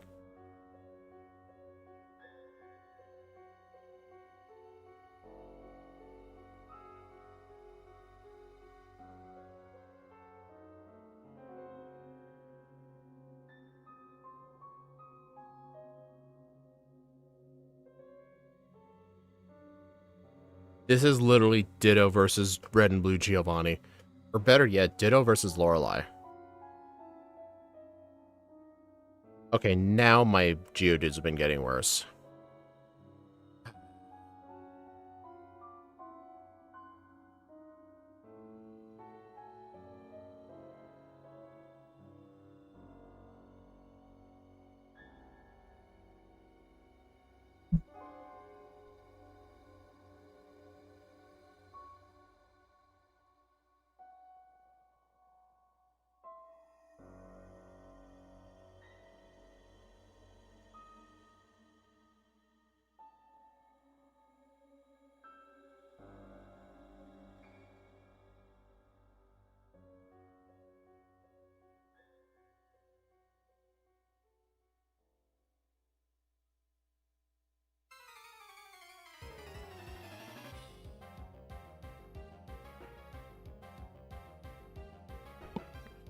Well, no, Zealous Pawn, like, I still believe that this is the best way to go.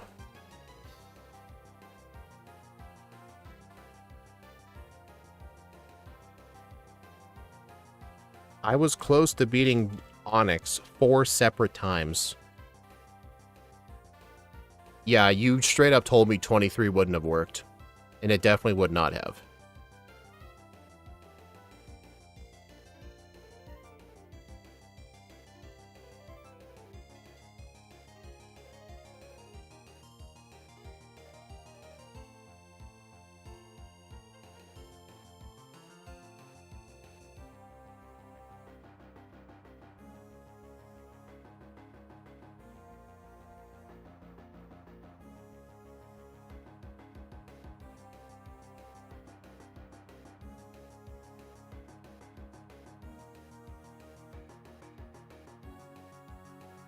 Ditto 2028. Yeah, I'll vote for Ditto. Better than Abra. No, not really. Ditto in Fire Red was still 10 times worse than this.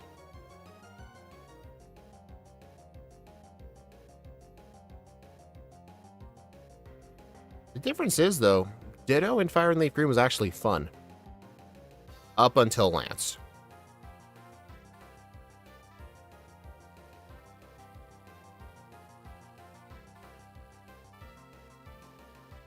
It's stubbornness, Zealous Pawn. Like, I will not admit defeat, and if I do, I'll kill the whole run. Like, if I was given the option, like, would you rather stop what you're doing, spend 40 minutes to train to level 30, then beat Brock that way?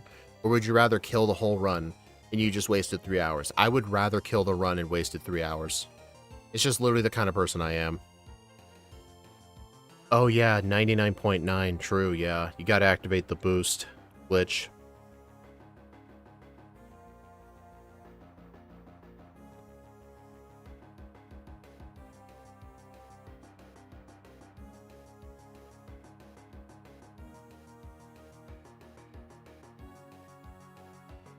That thing is using a lot of... Okay, nice HP. What's the cutoff point? Oh, it's where I just quit when I feel like it.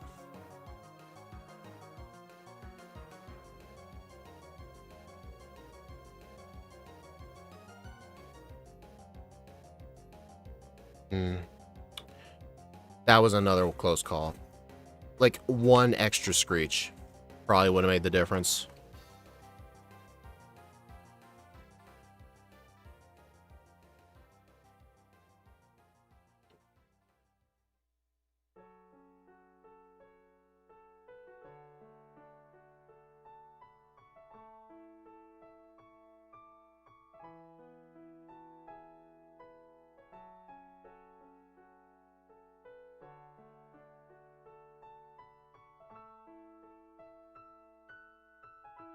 Yeah, the Ditto glitch is a pretty neat strat.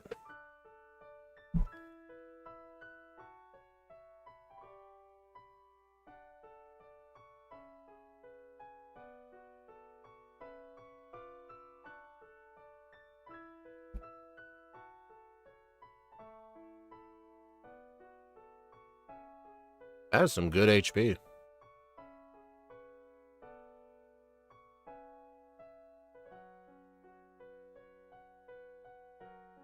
Died. Oh, it was so... No. That was so perfect.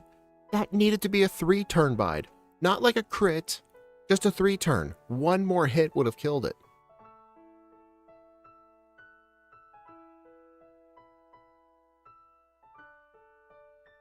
Dude.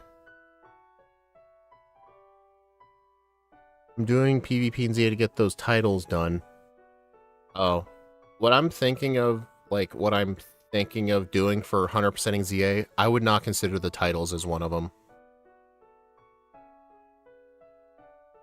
Honestly, either one more Screech or a 3-turn bide. But then again, a 2 or a 3-turn bide, I'm pretty sure is 50-50. Then again, when the ranges are this close, literally anything could have made a difference. One extra defense curl probably would have made a difference. Actually, probably wouldn't have, no.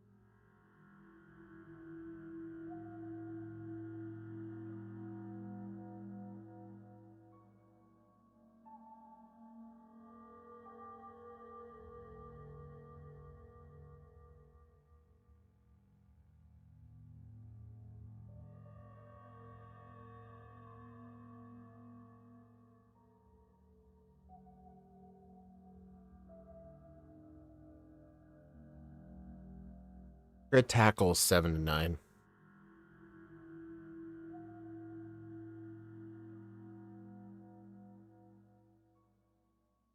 Hey, Axu, uh, whenever you do those ZA PvPs, what do you have the battle music set to? Do you just have it set to random, or do you just have the volume down?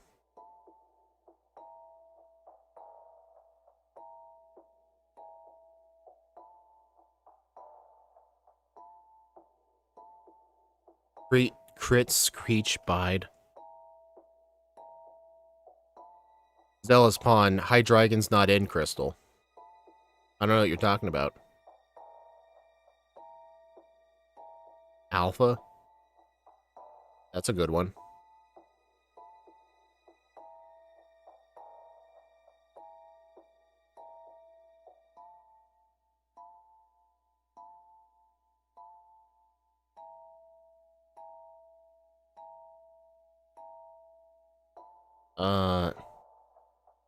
No.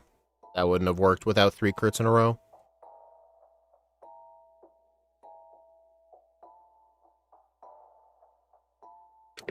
There's these things called backports, not sure if you're familiar. Maybe I've heard of it, but I don't know. I've seen Scott's, supposed Hydreigon run. It's not what a backport should look like. Like, for example, the opponents didn't have shiny Pokemon, and there wasn't any Pokerus.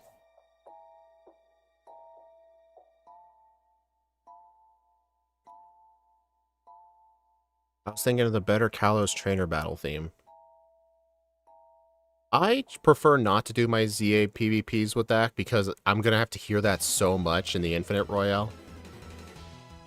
I usually switch back and forth between Canary, Jasant, and L's theme.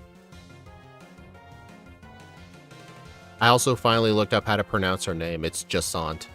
It rhymes with croissant. I actually found a 13-year-old video on how to pronounce that name. It was a French name, and all the comments were like, "You all know why you're here."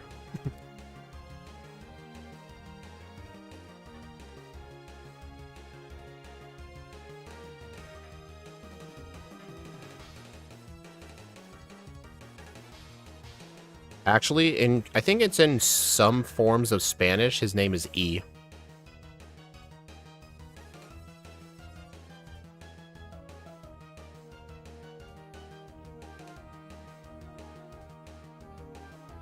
Took Zygarde 12 years and it got a great theme.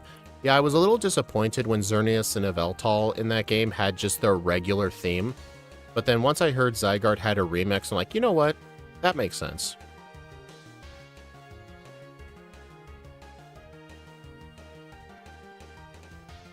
Huh, weird. My gameplay froze in OBS for a second.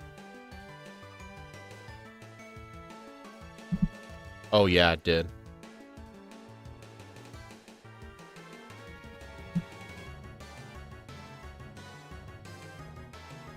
Yeah, slight spoilers for how the Zygarde plot works, just a heads up. It was actually great how Zygarde's time in Alola actually mattered. So, like, they didn't just throw Zygarde into Alola for no reason.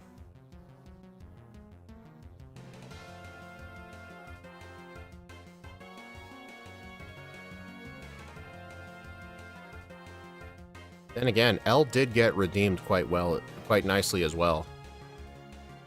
Makes him one of my new favorite characters after being one of the worst.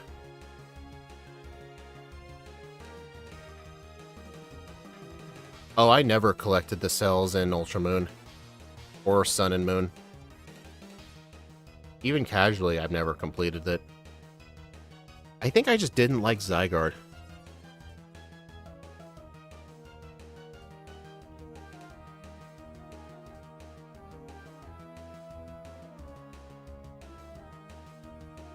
Dude, imagine if we could go to Mount Moon and get the HP up.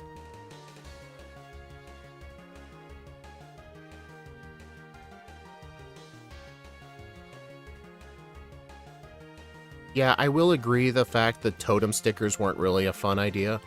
Like, yeah, you could win totems, but you couldn't even transfer them to home. You couldn't even transfer them to bank. They were just locked in those games.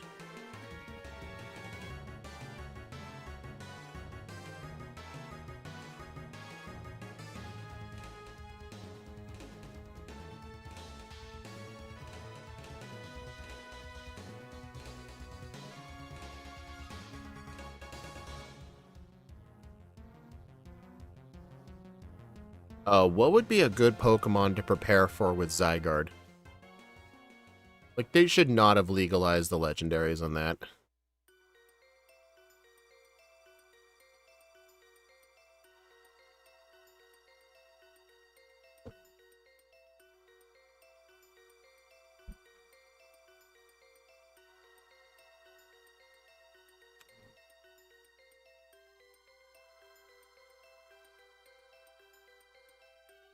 Oh, that needed to be a bide.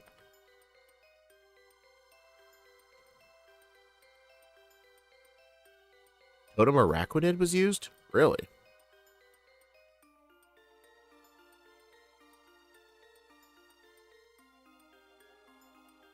Did I miss Gen 1 Miss Struggle? I think I did.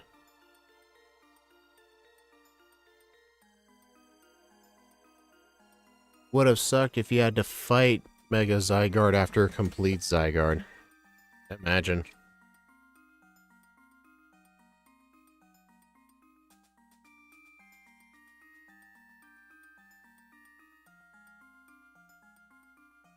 Come on, get a crit.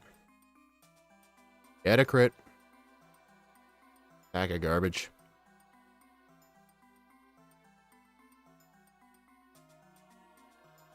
Oh. It got the crit at like 2 HP.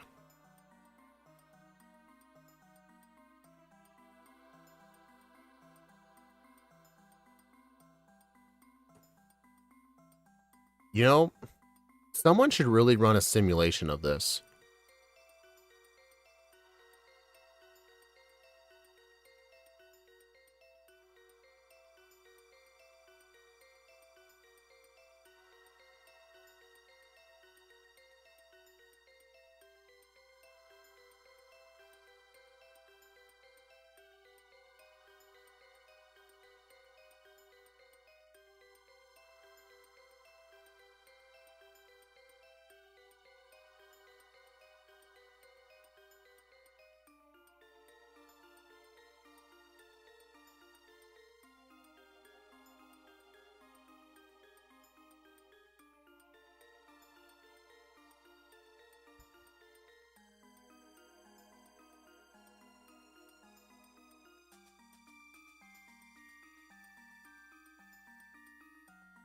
Dude, I've wanted the Chestnut Megastone in the main story.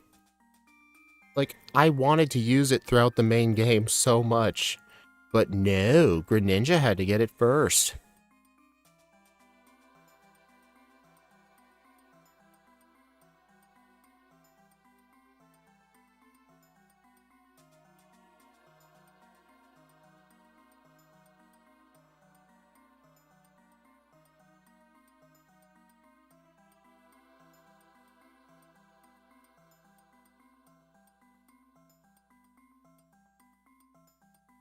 Like, what's going to be a good Pokemon to prepare against for Zygarde?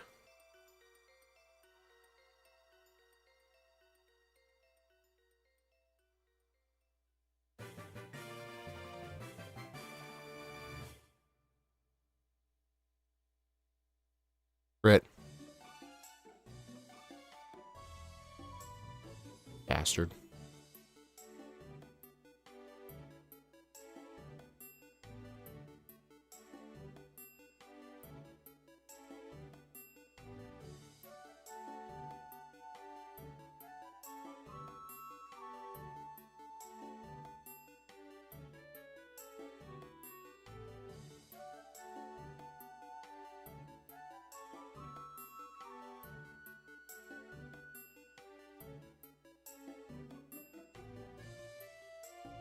It sucks if the Surge shut down the Call Starter by Excalibur and anything won't get to Mega Evolve in ZA. Besides, wouldn't it still be a limited time thing anyway? Unless they make a permanent way for you to get it in the DLC.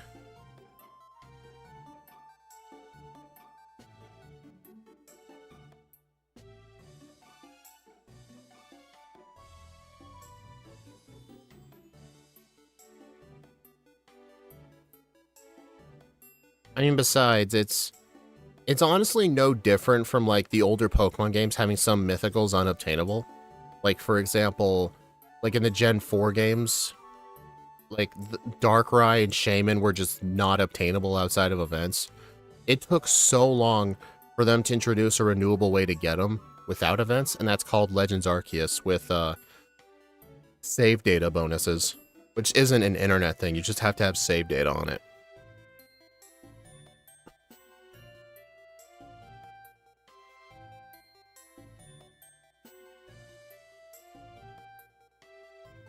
Yeah, then again, like, it's nothing new.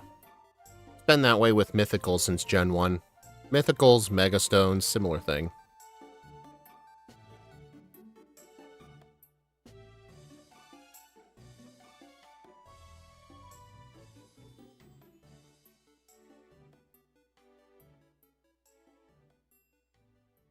I'm gonna give this till 200 attempts and just quit.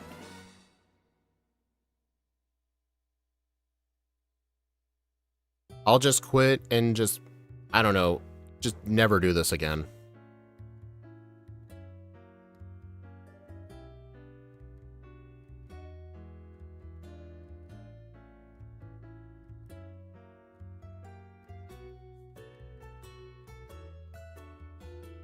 It just really sucks that I was one turn away from winning 5 separate times.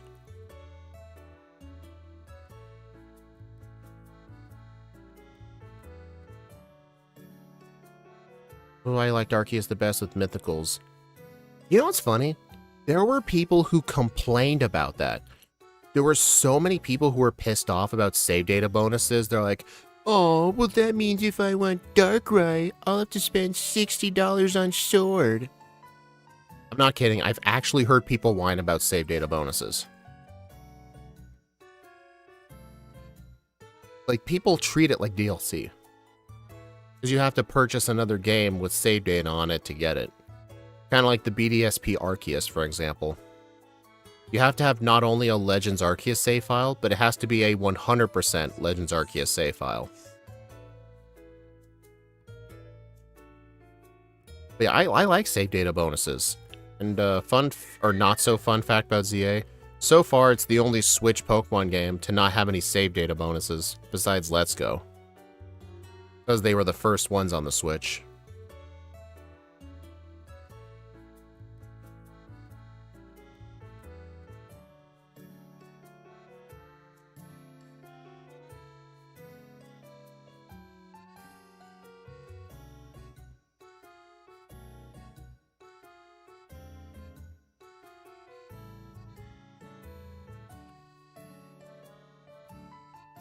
That completes the Azure Flute idea to me. I like it. I'm just saying, I've heard people complain about it so hard. Saying that save data bonuses are garbage, like especially the ones that give mythicals. Because to them, like, they want to just get it without save data bonuses because they consider that DLC.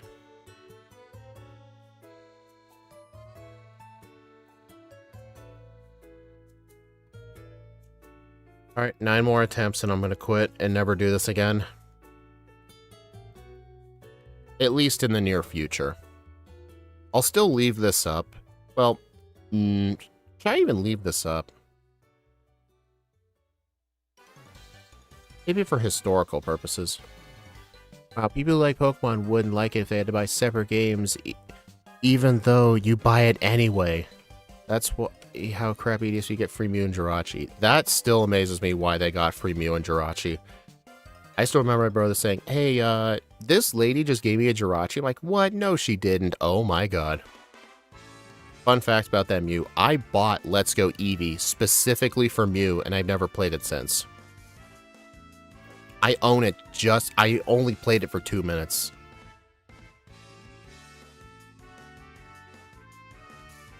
No, John, I'm not, I know, not level 28, level 30. Level 30 would turn this from like a less than 1% chance to supposedly like a 1 in 10 chance. But I'm gonna give Smash Math the replay file. So if he wants to mess around with it, he can. So at least he can start off where I was. But yeah, level 30 would have been better. Like, yes, it would have taken like 47 minutes to grind from 25 to 30, but the jump in the odds is actually extremely meaningful. Honestly, it makes me kind of impressed J-Rose did it at level 27. Kind of makes me impressed. You could argue 28, honestly.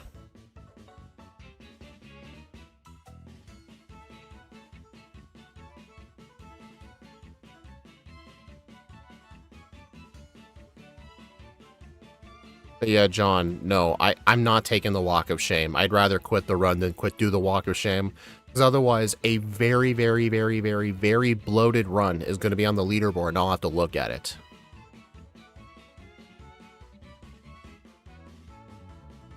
Yeah, maybe I'll try it again once someone figures out a route for this. Like, if somebody like Smash Math or Red Riosity, like, they love optimizing Abra and Ditto, right?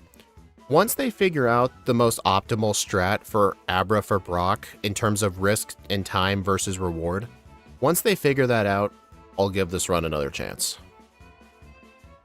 Not anytime soon, though. That would have to be a next year thing. But if they figure out the most consistent way to do it, kind of like how Red Riosity helped Scott with Tangela, then I'll come back to this.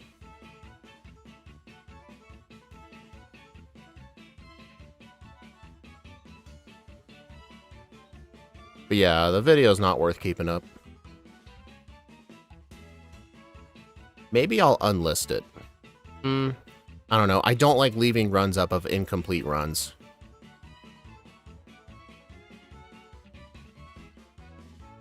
Red is the Ditto runner. Okay, yeah. I'll ping Red Riosity and tell him, I'll provide at least provide the replay file. I mean, the root file is not going to be any helpful.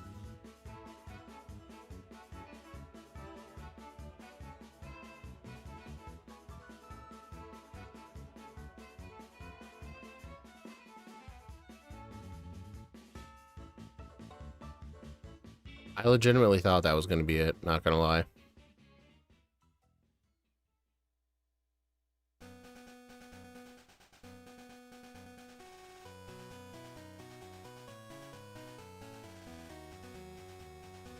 You know what? Let's just say I suffered for science. Yeah, that's it.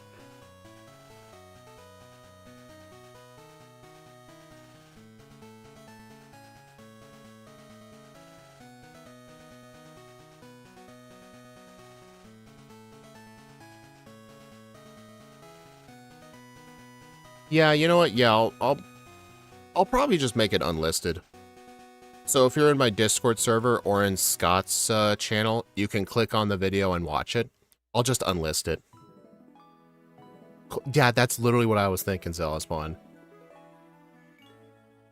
If that tackle that had killed me, though, was replaced with a bide, I theoretically could have won. Okay, this is 200. This will be my... I'll make this my final attempt. Yeah, I suffer for science.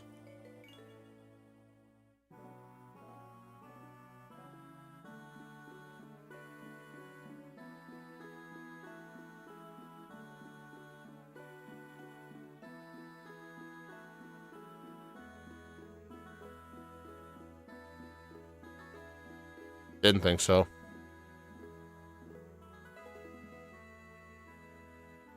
Alright, guys. I throw in the towel. This run will just not be on the leaderboard. Alright. Cancel recording. Oh, wait, no. I don't need the root file. The root file is not important. Well, maybe it is. Failed Abra run.